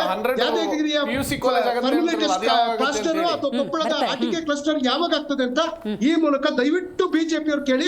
ನಾವಂತೂ ನಮ್ಮ ಸರ್ಕಾರ 5,000 ಕೋಟಿಯನ್ನು ವೆಚ್ಚ ಮಾಡಿದ್ದೀವಿ. ಅದು ಶಿಕ್ಷಣಕ್ಕೆ, ಉದ್ಯೋಗಕ್ಕೆ ಮತ್ತು ಆರೋಗ್ಯದ ವಿಚಾರದಲ್ಲಿ ಕಂಕಣಬದ್ಧವಾಗಿದ್ದೀವಿ. ನಾವು ನುಡಿದಂತೆ ನಡೀತೀವಿ. ಮುಂದಿನ ಡಿಬೇಟ್ ನಲ್ಲಿ ನಿಮ್ಮ ಮುಂದೆ ಇದಕ್ಕೆ ಉತ್ತರವನ್ನು ಕೊಡ್ತೀವಿ. ದರ್ಶನ್ ಅವರೇ, ನಿಮ್ಮ ಮಲ್ಲಿಕಾರ್ಜುನ ಖರ್ಗೆ ಅವರು ಪ್ರಧಾನಿ ಮಂತ್ರಿ ಅಭ್ಯರ್ಥಿ ಕ್ಯಾಂಡಿಡೇಟ್ ಆಸ್ಪಿರೆಂಟ್ ಇದಾರಲ್ಲ, ಅವರು ಕಲಬುರಗಿ ಈಗ ಏನು ಇಷ್ಟು ವರ್ಷದಿಂದ ಡೆವಲಪ್ಮೆಂಟ್ ಮಾಡಿದ್ದಾರೆ, ಇದನ್ನೇ ಎಕ್ಸ್ಪೆಕ್ಟ್ ಮಾಡಬಹುದು ನಾವು? ದೇಶ ಹಂಗೆ ರಿವರ್ಸ್ ಮಲ್ಲಿಕಾರ್ಜುನ ಖರ್ಗೆ ಅಲ್ಲ ಈ ದೇಶದ ಪ್ರಧಾನಿ ಅವರು. ನೀವು ನಾನು ಹೇಳ್ತಿರೋದು ನಿಮ್ಮ ಮಲ್ಲಿಕಾರ್ಜುನ ಖರ್ಗೆ ಅವರು ಪ್ರೈಮ್ ಮಿನಿಸ್ಟರ್ ಆಸ್ಪಿರೆಂಟ್ ಇದಾರಲ್ಲ, ಅವರು ಇದೇ ಅಭಿವೃದ್ಧಿನ ನಾವು ಎಕ್ಸ್ಪೆಕ್ಟ್ ಮಾಡಬಹುದಾ? ಕಲ್ಯಾಣ ಕರ್ನಾಟಕದಲ್ಲಿ ಏನಾಗಿದೆಯೋ ಇದೇ ರೀತಿನೇ ದೇಶನ ಅಭಿವೃದ್ಧಿ ಮಾಡ್ತಾರೆ ಅಂತನಾ? ರೈಟ್ ರಿಷಿಕ್ ಅವರೇ, ಥ್ಯಾಂಕ್ ಯು ದರ್ಶನ್ ಅವರೇ ಕಾರ್ಯಕ್ರಮದಲ್ಲಿ ಭಾಗಿಯಾಗಿದ್ದಕ್ಕಾಗಿ. ಸರ್, ಒಂದು ರಾಜಕೀಯ ಲೆಕ್ಕಾಚಾರ ಡೆಫಿನೆಟ್ಲಿ ಇದೆ. ನಾನು ಆಗ್ಲೇ ಬಿಜೆಪಿ ಅವರು ಕೇಳ್ತಾ ಇದ್ದೆ, ಲಿಂಗಾಯತ ಮತಗಳು ಒಂದು ಸೆಟ್ ನಮ್ದಪ್ಪ ಮತಗಳು ಅದೆಲ್ಲೂ ಚದುರು ಹೋಗಲ್ಲ ಈ ಥರದಿತ್ತು. ಬಟ್ ಈಗ ಅದನ್ನೇ ಟಚ್ ಮಾಡ್ತಾರೆ, ಆ ಗೂಡಿಗೆ ಕೈ ಹಾಕ್ತಿದ್ದಾರೆ. ಇಂಥ ಸಂಪುಟ ಸಭೆಗಳಿಂದ ಅವೆಲ್ಲ ಚದುರು ಹೋಗ್ತವೆ. ಯಾಕಂದರೆ ಎಕ್ಸಾಂಪಲ್ ಸೆಟ್ ಆಗಿಬಿಟ್ಟಿದೆ. 135 ಎಲ್ಲ ಪಕ್ಷಾತೀತವಾಗಿ ಜಾತ್ಯತೀತವಾಗಿ ಮತ ಹಾಕ್ಬಿಟ್ಟಿದ್ದಾರೆ. ಸೊ ಇವೆಲ್ಲ ವರ್ಕೌಟ್ ಆಗ್ತವೆ? ಎಲ್ಲ ಜಾತಿ ರಾಜಕಾರಣವನ್ನು ಎಲ್ಲ ಪಕ್ಷದವರು ಮಾಡ್ತಾನೆ ಇರ್ತಾರೆ. ಇವರು ಮತ ಬ್ಯಾಂಕಿಗೆ ಅವರು ಕೈ ಹಾಕ್ತಾರೆ, ಅವರು ಮತದ ಅಂಕೆಗೆ ಇವ್ರು ಕೈ ಹಾಕ್ತಾ ಇದ್ದಾರೆ. ಕೊನೆಗೂ ಸಹಿತ ಜನರು ಗಮನಿಸುವುದು ನೀವು ಬಂದು ಏನು ಅಭಿವೃದ್ಧಿ ಮಾಡಿದ್ದೀರಿ ಅಂತ. ಅಲ್ಲ ಹಾಗೆ ಕಳೆದ ಸಾರ್ತಿ ಬಿಜೆಪಿಯವರು ಹೀನಾಯವಾಗಿ ಸೋಲೋದಕ್ಕೆ ಕಾರಣ ಏನು ಅಂತಂದ್ರೆ ಹೇಳಿದ್ದನ್ನು ಮಾಡಲಿಲ್ಲ ಅಂತ. ಆಕಸ್ಮಿಕವಾಗಿ ಇವರು ಸಹಿತ ನುಡಿದಂತೆ ನಡೆದಿದ್ದೇವೆ ಅಂತ ಹೇಳ್ತಿದೀವಿ. ನಡೀದೇ ಇದ್ರೆ ಜನ ಮತ್ತೆ ಬದಲಾಯಿಸ್ತಾರೆ. ನಿಮ್ಗೆ ಹೇಳ್ತಾ ಇರೋದು ಬರೀ ಜಾತಿ ಲೆಕ್ಕಾಚಾರಗಳಿಂದಲೇ ಸರ್ಕಾರಗಳು ಕಂಪ್ಲೀಟ್ ಆಗಿ ಬದಲಾಗುತ್ತೆ ಅನ್ನುವುದು ಸಹಿತ ದಾಖಲಾರ್ಹವಲ್ಲ. ಸೊ ಆದ್ದರಿಂದ ಮತ್ತೆ ನೀವೇನ್ ಕೆಲಸ ಮಾಡಿದ್ದೀರಿ ಅದನ್ನೇ ಕೇಳ್ತಾರೆ. ಕಲ್ಯಾಣ ಕರ್ನಾಟಕದ ಜನ ಏನು ಅಂತಂದ್ರೆ ಹೆಚ್ಚು MLA ಕೊಟ್ಟರು, MP ಇಡೀ ರಾಜ್ಯದಲ್ಲಿ ಬಿಜೆಪಿಯವರು ಎಲ್ಲಾ ಕಡೆಗೂ ಸಹಿತ ಗೆಲ್ಲಿದ್ರು ಸಹಿತ ಇಡೀ ಬೆಲ್ಟ್ ಇದೆ ನೋಡಿ ಅಲ್ಲಿ ಇರ್ತಕ್ಕಂಥದ್ದು. ಕಲಬುರಗಿ 7ಕ್ಕೆ 7 MP ಸಹಿತ ಕಾಂಗ್ರೆಸ್ನವರೇ ಆದ್ರು. ಎಲ್ಲಾ ಕಡೆಗೂ ಸಹಿತ ಬಿಜೆಪಿ ಹವಾ ಇದ್ರೆ ಅಲ್ಲಿ ಕಲ್ಯಾಣ ಕರ್ನಾಟಕದಲ್ಲಿ ಆ ಬಿಜೆಪಿ ಎಲ್ಲ ಸಂಪೂರ್ಣವಾಗಿ ಸೋತು. ಯಾಕೆ ಅಂತಂದ್ರೆ ಇವ್ರೇನಾದ್ರು ಮಾಡ್ತಾರೆ ಅಂತ ಅವ್ರಿಗೆ ಓಟ್ ಕೊಡ್ತಾರೆ, ಅವ್ರೇನೋ ಮಾಡ್ತಾರೆ ಅಂತ ಇವ್ರಿಗೆ ಓಟ್ ಕೊಡ್ತಾರೆ. ಕೊನೆಗೂ ಸಹಿತ ಇವರು ಎಲ್ಲಾ ಡಿಬೇಟ್ ಗಳನ್ನ ಗಮನಿಸ್ತಾ ಇದ್ದಾರೆ. ಈಗ ಜನರು ಗಮನಿಸ್ತಿರ್ತಾರೆ. ಇವರು ಬರೀ ಇವ್ರಿಗೆ ಅವ್ರ ಆರೋಪ ಮಾಡ್ತಾರೆ, ಅವ್ರು ಇವ್ರ ಆರೋಪ ಮಾಡ್ತಾರೆ. ಇದನ್ನ ಬಿಟ್ಟು ಅಭಿವೃದ್ಧಿ ವಿಷಯನ ಮಾತಾಡ್ತೀರಾ? ಹೌದು ಸ್ವಾಮಿ, ಇವ್ರು ಒಂದು ಸರ್ತಿ ಹೌದು ನಾವು ಒಂದಿಷ್ಟು ನಮ್ಮ ಸರ್ಕಾರದವರು ಒಂದಿಷ್ಟು ಭರವಸೆ ಕೊಟ್ಟಿದೀವಿ, ಮಾಡಕ್ ಆಗಿಲ್ಲ, ನೀವು ಮಾಡಿ ಅಂತ ಇವ್ರು ಹೇಳ್ಬೋದು. ಅವರು ಸಹಿತ ಈಗಿನ ಸರ್ಕಾರದವರು ಇದೆ ಅಲ್ವಾ, ಆಯ್ತು ಸ್ವಾಮಿ ನಿಮ್ಮ ಇದರಲ್ಲಿ ಇರ್ತಕ್ಕಂಥದ್ದು ನೀವು ಮಾಡಕ್ಕಾಗಿಲ್ಲ, ಅವನು ನಾವು ಮಾಡ್ತೀವಿ, ನಾವು ಅಭಿವೃದ್ಧಿ ಮಾಡ್ತೀವಿ, ಆಯ್ತು ನಿಮ್ಮ ಸಹಕಾರ ಕೊಡಿ ಅಂದ್ರೆ ಆರೋಪಗಳನ್ನ ಹೊರತುಪಡಿಸಿ ಜನರಿಗೋಸ್ಕರ ಅಭಿವೃದ್ಧಿಗೋಸ್ಕರ ನಾವು ಎಲ್ಲರೂ ಸೇರಿ ಮಾಡೋಣ ಅನ್ನುವುದು ಬಂದ್ರೆ ಸರಿ ಹೋಗುತ್ತೆ. ಇಲ್ಲೊಂದು ರಾಜಕೀಯ ಒಳಬೇಗುದಿ ಬಗ್ಗೆ ಈಗ ಮಲ್ಲಿಕಾರ್ಜುನ ಖರ್ಗೆ ಮತ್ತು ಸಿದ್ದರಾಮಯ್ಯ ಅಂದಾಗ ಇರುವಂತಹ ಸಮ್ ಡಿಸ್ಟರ್ಬೆನ್ಸ್ ನ ಕ್ಲಿಯರ್ ಮಾಡ್ಕೊಳಕ್ ಹೋಗಿದಾರ. ಅವು ಎಲ್ಲಾ ಪಕ್ಷದಲ್ಲೂ ಇದ್ದಾವೆ ಮೇಡಮ್, ಡಿಸ್ಟರ್ಬೆನ್ಸ್ ಇಲ್ಲದಂತಲ್ಲ. ಅವು ಭಿನ್ನಾಭಿಪ್ರಾಯಗಳು ಇರ್ತವೆ, ಅಧಿಕಾರಕ್ಕಾಗಿ ಒಳ ಜಗಳಗಳು, ಒಳ ಹುನ್ನಾರಗಳು ಇದ್ದೇ ಇರ್ತವೆ, ಎಲ್ಲವೂ ಇರ್ತವೆ. ಹಾಗಿದ್ರೆ 2010ರಲ್ಲಿ 2014ರಲ್ಲೂ ಮಾಡಿದ್ರಲ್ವಾ ಇದನ್ನ, ಅವಾಗ ಸಚಿವ ಸಂಪುಟ ಸಭೆಯನ್ನು ಮಾಡಿದ್ರು. ಸೊ ಆ ರೀತಿ ಇರುತ್ತೆ. ಇಲ್ಲ ಆ ತರ ಅಲ್ಲಿರ್ತಕ್ಕಂಥ ಮತ ಬ್ಯಾಂಕ್ ಅನ್ನು ಗಟ್ಟಿಗೊಳಿಸುವಂತ ಒಂದು ಹುನ್ನಾರಗಳು ಇರ್ತವೆ. ಸೊ ಅದ್ರ ಜೊತೆಗೆ ನಾವು ಹಿಂದುಳಿದ ಪ್ರದೇಶದಲ್ಲಿ ಮಾಡಿದ್ದೀವಿ ಅಂತ ಹೇಳ್ತಿದೀವಿ. ಇದೇನು ಅಧಿವೇಶನ ಅಲ್ಲ, ಈ ಬೆಳಗಾವದಲ್ಲಿ ಅಧಿವೇಶನ ಅಂತ ಮಾಡ್ತಾರೆ. ಸೊ ಇದು ಅಧಿವೇಶನ ಅಂತಂದ್ರೆ ಎಲ್ಲಾ ಪಕ್ಷದವರು ಇರ್ತಾರೆ, ಅಲ್ಲಿ ಚರ್ಚೆಗಳಾಗ್ತವೆ. ಇದು ಸಚಿವ ಸಂಪುಟ ಅಂತಂದ್ರೆ ಒಂದು ಪಕ್ಷ ಏನಿದೆ, ಒಂದು ಪಕ್ಷದ ಸರ್ಕಾರ ಪ್ರತ್ಯೇಕ ಸಚಿವಾಲಯ ಬೇರೆ ಮಾಡೋದಕ್ಕೆ ಹೊರಟಿದ್ದಾರಂತೆ ಮಾಡ್ತಾರೆ. ಒಂದು ಸರ್ಕಾರ ಏನಿದೆ, ಒಂದು ಪಕ್ಷದ ಸರ್ಕಾರ, ಅಲ್ಲಿರ್ತಕ್ಕಂಥ ಸಚಿವರು ಇದಾರಲ್ಲ ಅವರೆಲ್ಲ ಸೇರಿಕೊಂಡು ಏನನ್ನ ಮಾಡಬೇಕು ಯೋಜನೆಗಳನ್ನ ಹಾಕೊಳ್ಳೋದು ಅಷ್ಟೇ. ಆದ್ರೆ ಯೋಜನೆಗಳ ಅನುಷ್ಠಾನವನ್ನು ಹೇಗೆ ಮಾಡ್ತೀವಿ ಅನ್ನೋದನ್ನ ಹೇಳ್ಬೇಕಾಗತ್ತೆ. ಇವ್ರು ನಿಜ ಹೇಳ್ಬೇಕಂತಂದ್ರೆ ಕಾಲಮಿತಿಯನ್ನ ನಿರ್ಧರಿಸ್ತಲ್ಲ. ನೀವೇನೋ ಮಾಡ್ತೀವಿ, ದುಡ್ಡು ಕೊಡ್ತೀವಿ 5,000 ಕೊಡ್ತೀವಿ, ಆದ್ರೆ ಯಾವಾಗ ಕಾಲಮಿತಿ ಇದೆ ನಿಮಗೆ? 3 ತಿಂಗಳಲ್ಲಿ 6 ತಿಂಗಳಲ್ಲಿ 1000 ಎಷ್ಟರಲ್ಲಿ ಮಾಡ್ತೀರಾ ನೀವು? ಇಲ್ವಲ್ಲ. ನೆಕ್ಸ್ಟ್ ಮಂತ್ ಕಳೆದ ಸಚಿವ ಸಂಪುಟದಲ್ಲಿ ಮುಂದಿನ ಜೂನ್ ನಲ್ಲಿ ನಾವು ಎಲ್ಲಾ ಸರ್ಕಾರಿ ನೌಕರರನ್ನು ಭರ್ತಿ ಮಾಡ್ತೀವಿ ಅಂದವ್ರು ಇವತ್ತರೆಗೂ ಮಾಡ್ಲಿಲ್ವಲ್ಲ. ಅಂದ್ರೆ ನಿಮ್ಮ ಆಶ್ವಾಸನೆಗಳು ಯಾವಾಗ ವಿಫಲ ಆಗ್ತಾವೋ ಅವುಗಳನ್ನ ಮಾಡಿ ನಮಗೆ ಹೊಸ ನಿರ್ಮಾಣಗಳು ಬೇಡ ಸ್ವಾಮಿ, ಬೇಡ, ಹೊಸದಾಗಿ ಏನು ಬೇಕಾಗಿಲ್ಲ. ಇರುವುದನ್ನ ನಾವು ಸಬಲೀಕರಣ ಮಾಡಿ ಇದನ್ನೇ ಎಲ್ಲರೂ ಸಹಿತ ಉತ್ತರ ಕರ್ನಾಟಕದವರು ಕಲ್ಯಾಣ ಕರ್ನಾಟಕ ಕೇಳ್ತಾ ಇರೋದಿಷ್ಟೇ. ನಮ್ಗಲ್ಲಿ ಇದು ಇಲ್ಲ, ನೀರಾವರಿ ಯೋಜನೆಗಳು ಇನ್ನೂ ಪೂರ್ಣಗೊಂಡಿಲ್ವಲ್ಲ, ಲಕ್ಷಾಂತರ ರೈತರುಗಳಿಗೆ ನೀರು ಸಿಕ್ಕಿಲ್ವಲ್ಲ, ಅವುಗಳ ಬಗ್ಗೆ ಯೋಚನೆ ಮಾಡಿದಿರಾ ನೀವು? Done sir, done. ಕಾಂಗ್ರೆಸ್ ವಕ್ತಾರರು ಪ್ರಶ್ನೆ ಕೇಳಕ್ಕೆ ಹೇಳಿದ್ದಾರೆ, ಜವಳಿ ಪಾರ್ಕು, ತೊಗರಿ ಪಾರ್ಕು, ಯಾವ ಪಾರ್ಕ್ ಎಲ್ಲಿದೆ ಅಂತ. ಅದೇ ನಾವು ಕೇಳ್ತೀವಿ ಮೇಡಮ್. ಅಲ್ಲ ಅವ್ರ ಪಾಪ ಗೌರವಯುತವಾಗಿ ಕೇಳಿದ್ರೆ ನೀವು ಉತ್ತರ ಕೊಡಿ, ಕೌಂಟರ್ ಬೇಡ. ನೋಡಿ, ನಮ್ಮಲ್ಲಿ ಅಭಿವೃದ್ಧಿ ಅಂತ ಹೇಳೋ ವಿಚಾರ ಬಂದಾಗ ನಾನು ಮುಂಚೆ ಹೇಳಿದೆ, ಒಂದು ಕಾರಿಡಾರ್ ಯೋಜನೆ ಬಗ್ಗೆ ಹೇಳಿದೆ. ಆಮೇಲೆ ನೆಕ್ಸ್ಟು BC ನಾಗೇಶ್ ಇದ್ದಂಥ ಸಂದರ್ಭ 1300 ಶಿಕ್ಷಕರ ನೇಮಕಾತಿ ಆಗಿದೆ, ಅದು ಅಭಿವೃದ್ಧಿ ಅಲ್ವಾ? ಜಯದೇವ್ ಹೃದಯಾಲಯ ಆಗಿದೆ, ಅದು ಅಭಿವೃದ್ಧಿ ಅಲ್ವಾ? ಬಿಜೆಪಿ ಅವಧಿಯಲ್ಲಿ ಆಗಿಲ್ಲ ಅಂತ ಹೇಳ್ತಿದ್ರು, ಅದು ಅಭಿವೃದ್ಧಿ ಅಲ್ವಾ? ಕಲಬುರ್ಗಿಯಲ್ಲಿ ಏರ್ಪೋರ್ಟ್ ಆಗಿದೆ, ಬೀದರ್ದಲ್ಲಿ ಏರ್ಪೋರ್ಟ್ ಆಗಿದೆ, ಅದು ಅಭಿವೃದ್ಧಿ ಅಲ್ವಾ? ಇವ್ರಂಗೆ ಕರ್ಟನ್ ರಾಜಕೀಯ ಮಾಡಿಲ್ಲ ಸ್ವಾಮಿ ನಾವು. ಕರ್ಟನ್ನು ಬಳ್ಳಾರಿಯಲ್ಲಿ ಏನು ಕರ್ಟನ್ ಓಪನ್ ಮಾಡ್ತಾರೆ, ಏನು ಗುದ್ಲಿ ಪೂಜೆ ಹಾಕಿ ಆಗಿತಾರೆ, ಅದನ್ನೇ ಕರ್ಟನ್ ತಗೊಂಡೋಗಿ ಕಲಬುರ್ಗಿಯಲ್ಲಿ ತಗೊಂಡೋಗಿ ಕರ್ಟನ್ ಓಪನ್ ಮಾಡಿ ಅದೇ ಗುದ್ಲಿ ಪಿಕಾಸಲ್ಲಿ ಓಪನ್ ಮಾಡಿ ಜನರಿಗೆ ಮಣ್ಣೆರ್ಚೋ ಕೆಲಸ ಮಾಡಲಿಲ್ಲ ನಾವು. ನೀವು 70 ವರ್ಷಗಳ ಕಾಲ ಅಧಿಕಾರಿ ದುರ್ಬಳಕೆ ಮಾಡ್ಕೊಂಡ್ರಲ್ಲ, ಆ ರೀತಿ ಬಿಜೆಪಿ ಮಾಡಲಿಲ್ಲ. ಬಿಜೆಪಿ ಅವಧಿಯಲ್ಲಿ ಏನು 3 ಟೈಮಲ್ಲಿ ನಮ್ದೇನು ಅಧಿಕಾರ ಏನು ಇದ್ದಾಗ ಕಲ್ಯಾಣ ಕರ್ನಾಟಕ ಭಾಗ ವಿಶೇಷ ಅನುದಾನವನ್ನು ಕೊಟ್ಟಿದ್ದೀವಿ. ಯಡಿಯೂರಪ್ಪ ಇದ್ದಂತ ಸಂದರ್ಭದಲ್ಲಿ ಸಹಿತ 5,000 ಕೋಟಿಯನ್ನು ಅನುದಾನ ಕೊಟ್ಟಿದ್ದೀವಿ. ಬೊಮ್ಮಾಯಿ ಇದ್ದಂತ ಸಂದರ್ಭದಲ್ಲಿ 5,000 ಕೊಟ್ಟಿದ್ದೀವಿ. ಆಮೇಲೆ ಸೆಂಟ್ರಲ್ ಇಂದ 1 ಲಕ್ಷ ಕೋಟಿಯನ್ನ ಅನುದಾನ ಕೊಟ್ಟಿದ್ದೀವಿ ಪ್ರತಿ ಕಲ್ಯಾಣ ಕರ್ನಾಟಕಕ್ಕೋಸ್ಕರ. ಇಷ್ಟೆಲ್ಲ ಅನುದಾನ ಕೊಟ್ಟು ಇವತ್ತಿನ ದಿನ ಏನ್ ಹೇಳ್ತಾ ಇದಾರೆ, ಇವರು ಕರ್ಟನ್ ರಾಜಕೀಯ ಮಾಡ್ತಾ ಇದಾರೆ. ಅದೇ ನಾನು ಹೇಳಿದಂತ ಸಂದರ್ಭ ಕರ್ಟನ್ ರಾಜಕೀಯ ಇವ್ರು ಮಾಡ್ತಾ ಇದಾರೆ. ಅದನ್ನ ಬಿಡಿ, ಜನರ ಅಭಿವೃದ್ಧಿಗೋಸ್ಕರ ಯೋಚನೆ ಮಾಡಿ. ರಿಷಿಕ್ ಅವ್ರು ಹೇಳ್ಬೇಕು, ಗ್ಯಾರಂಟಿ ಯೋಜನೆಗಳ ಆರ್ಥಿಕ ಅಸಮತೋಲನದಲ್ಲಿ ಬಜೆಟಲ್ಲಿ ಈಗ 1680 ಕೋಟಿ 200 ನಾನು ಅದೇ ಕೋಟಿ ವಿಚಾರಕ್ಕೆ 150 ಬರೋಣ ಅಂತ ಕೋಟಿ ಇದ್ದೆ. ನೀವೇ ತಗೊಂಡ್ರೆ ಒಳ್ಳೇದಾಯ್ತು. ನೋಡಿ 5,000 ಕೋಟಿ ಅಂತ ಹೇಳ್ತಾ ಇದ್ದಾರೆ. ನಾನು ಹೇಳಕ್ ಬಯಸ್ತೀನಿ, ಇಲ್ಲಿ ಯಾರಿಗೋ ಅಭಿವೃದ್ಧಿಗೆ ಒಂದು ಕ್ಷೇತ್ರದಲ್ಲಿ 10 ಕೋಟಿ ಕೊಡಕ್ಕೆ ಅವ್ರ ಖಜಾನೆಯಲ್ಲಿ ದುಡ್ಡಿಲ್ಲ ಇವ್ರ ಹತ್ರ. ಒಟ್ಟು 3 ಲಕ್ಷ ಚಿಲ್ಲರೆ ಕೋಟಿ ಏನು ಈ ವರ್ಷದ ಫೈನಾನ್ಷಿಯಲ್ ಬಜೆಟ್ ಇದೆಯಲ್ವಾ, ಅದರಲ್ಲಿ 60,000 ಕೋಟಿ ಬರೀ ಗ್ಯಾರಂಟಿಗೆ ಅಂತ ಎತ್ತಿಡಬೇಕು. ಆಮೇಲೆ ಫಿಕ್ಸ್ಡ್ ಎಕ್ಸ್ಪೆನ್ಸಸ್ ಅಂತ ಹೇಳ್ತೀವಿ, ಅದೇ ನಿಮಗೆ 1,20,000 ಕೋಟಿ ಫಿಕ್ಸ್ಡ್ ಎಕ್ಸ್ಪೆನ್ಸಸ್ ಕೊಡಬೇಕು ನೀವು. 1,80,000 ಚಿಲ್ಲರೆ ಇಲ್ಲೇ ಹೋಯ್ತು. ಇನ್ನೊಂದು 20,000-30,000 ಕೋಟಿ ಏನಿರುತ್ತೆ ಅದು ಇಂಟ್ರೆಸ್ಟ್ಗೆ ಹೋಗುತ್ತೆ. ಸೊ ಇವರು ಕ್ಯಾರಿ ಫಾರ್ವರ್ಡ್ ಹಿಂದೆ ಇರುವಂತ ಕೊಡೋದಕ್ಕೇನೆ ಇವ್ರ ಹತ್ರ ದುಡ್ಡಿಲ್ಲ. ಇನ್ನ ಈ 5,000 ಎಲ್ಲಿಂದ ಕೊಡ್ತಾರೆ ಅಂದ್ರೆ ದೊಡ್ಡ ಕ್ವಶನ್ ಮಾರ್ಕ್. ಇದು ಮುಂದುವರಿದ ಭಾಗವಾಗಿ ಹೇಳಬೇಕು ಅಂತಾರೆ ನಮ್ಮ ವಿಶ್ಲೇಷಕರು ಹೇಳ್ತಾ ಇದ್ರು. ಈಗ ಅಲ್ಲಿ ಎಷ್ಟು ಜನಕ್ಕೆ ಜಾಬ್ ಆಪರ್ಚುನಿಟಿ ಬಂದಿದೆ ಏನು ಎತ್ತ ಅಂತೆಲ್ಲ. ಸೊ ನಾನು ಏನು ಒಂದು ಅನಾಲಿಸಿಸ್ ಅವರೇ ಕಾಂಗ್ರೆಸ್ ಅಧಿಕಾರದಲ್ಲಿ ಇದಾರಲ್ಲ ಆಡಳಿತ ಪಕ್ಷದವರು ಅವರೇ ತಗೊಂಡ್ಬಿಡ್ಲಿ. ಅಲ್ಲಿ ನೀವು 100 ನಾನು ಜಾಬ್ ಕೊಡ್ತೀನಿ ಅಂತ ನೀವು ಕ್ರಿಯೇಷನ್ ಮಾಡಿದ್ರೆ ಅಲ್ಲಿರುವಂತ ಕಲ್ಯಾಣ ಕರ್ನಾಟಕದ ಭಾಗದಲ್ಲಿ ಇರುವಂತವರು 10 ಜನನು ಕ್ವಾಲಿಫೈ ಆಗಲ್ಲ ನಿಮಗೆ. ಯಾಕೆ ಅಂದ್ರೆ ನಿಮಗೆ ಈಗ ಕಟ್ ಆಫ್ ಹತ್ರ ಇಟ್ಟಿರ್ತೀವಿ ಅಥವಾ ಒಂದು ಬೇಸಿಕ್ ರಿಕ್ವೈರ್ಮೆಂಟ್ ಅಂತ ಇಟ್ಟಿರ್ತೀವಿ. ನೀವು ಮಿನಿಮಮ್ ರಿಕ್ವೈರ್ಮೆಂಟ್ ಅಂತ ಇಟ್ಟರು ಅವ್ರು ಕ್ವಾಲಿಫೈ ಆಗಲ್ಲ ನಿಮಗಲ್ಲಿ. ಯಾಕೆಂದ್ರೆ ಅಲ್ಲಿರುವಂತ ಜನರ ಎಜುಕೇಶನ್ ತಗೊಂಡ್ರೆ ಅದು ರಿಕ್ವೈರ್ಮೆಂಟ್ ಮ್ಯಾಚ್ ಆಗಲ್ಲ ನಿಮ್ಗೆ. ಅದು ಇಲ್ಲಿಗೆ ಬಂದು ನಿಂತಿದೆ. ಇದ್ರ ಹಿಂದೆ ಮುಂದುವರೆದವಾಗಿ ಅಭಿವೃದ್ಧಿಗೆ ನೀವು ಒಂದು ಕ್ವಶನ್ ಕೇಳಿದ್ರೆ ನಾನು ಕೇಳಕ್ ಬಯಸ್ತೀನಿ, ಸುದೀರ್ಘವಾಗಿ ಸೆಂಟ್ರಲ್ ಅಲ್ಲೂ ಅವರು ಇದ್ರು, ಸ್ಟೇಟ್ ಅಲ್ಲಿ ನಾನು ಇದನ್ನು ರಿಪೀಟೆಡ್ ಆಗಿ ಹೇಳ್ತಾ ಇದ್ದೀನಿ. ಯಾವುದಾದ್ರು ಒಂದು ಅಭಿವೃದ್ಧಿ ನಾನು ಈ ವರ್ಷದಲ್ಲಿ ಸ್ಟಾರ್ಟ್ ಮಾಡಿದೆ, ಅದಕ್ಕೆ ನನಗೆ 10 ವರ್ಷ ಬೇಕು, 20 ವರ್ಷ ಬೇಕು, 30 ವರ್ಷ ಬೇಕು ಅಂತ ಒಂದು ಟೈಮ್ ಲೈನ್ಸ್ ಹಾಕೊಂಡಿರ್ತೀವಿ, ಡೆಡ್ ಲೈನ್ಸ್ ಹಾಕೊಂಡಿರ್ತೀವಿ. ಆ ರೀತಿ ಇವರು ಎಷ್ಟು ಅಭಿವೃದ್ಧಿ ಕಾರ್ಯಗಳನ್ನ ಸ್ಟಾರ್ಟ್ ಮಾಡಿದ್ದಾರೆ, ಎಂಡ್ ಮಾಡಿದ್ದಾರೆ ಸಕ್ಸಸ್ಫುಲ್ ಆಗಿ, ಅದೊಂದು ಶ್ವೇತಪತ್ರ ಹೊರಡಿಸಲಿ ಅವರು. Done, very nice. ಜನರಿಗೆ ಗೊತ್ತಾಗಬೇಕು. ಓಕೆ, ಶರತ್ ಅವರು, ಶಶಿಕಾಂತ್ ಅವರು, ರಿಷಿ ಅವರು, ಹಾಗೇನೆ ದರ್ಶನ್ ಅವರು ಭಾಗಿಯಾಗಿದ್ದಕ್ಕಾಗಿ ಧನ್ಯವಾದಗಳು. ಜನರು ಎಜುಕೇಷನನ್ನು ಪಡ್ಕೊಂಡಿಲ್ಲ ಅಂದರೆ, ಪ್ರಜ್ಞಾವಂತಿಕೆಯಿಂದ ಪ್ರಶ್ನೆ ಮಾಡುವಂತಹ ಮನೋಭಾವ ಬರಲಿಲ್ಲ ಅಂದರೆ ನೀವು 5,000 ಕೋಟಿನೂ ನಂಬ್ತೀರಿ, 1,680 ಕೋಟಿನೂ ನಂಬ್ತೀರಿ, 200 ಕೋಟಿನೂ ನಂಬ್ತೀರಿ. ಏನು ಮಾಡಬೇಕು? ಅನೌನ್ಸ್ ಮಾಡಿದ್ರಲ್ಲ ಎಲ್ಲೆಲ್ಲಾಗಿದೆ ಅಂತ ನೀವೇ ಮಾರ್ಕ್ ಮಾಡಿ ಇನ್ಫಾರ್ಮೇಷನ್ ತೊಗೊಂಡು ಪ್ರಶ್ನೆ ಮಾಡಬೇಕು. ಇಲ್ಲ ಅಂತ ಹೇಳಿದ್ರೆ ಯೋಜನೆಗಳ ಘೋಷಣೆನೂ ಆಗುತ್ತೆ, ಯೋಜನೆಗಳು ಹಾಗೆ ಕಡತಗಳಲ್ಲಿ ಉಳ್ಕೊಳ್ತವೆ. ಹಾಗಾಗಿ ಪ್ರತಿಯೊಬ್ಬ ಜನಸಾಮಾನ್ಯ ಮತದಾರ ಜಾಗೃತನಾಗಬೇಕು ಅಂತ ಹೇಳ್ತೀವಿ. ಇವತ್ತಿನ ಕಾರ್ಯಕ್ರಮವನ್ನು ಮುಗಿಸೋಣ. ನೋಡ್ತಾ ಇರಿ ಜಿ ಕನ್ನಡ ನ್ಯೂಸ್, ಸತ್ಯವೇ ಸುದ್ದಿಯ ಜೀವಾಳ.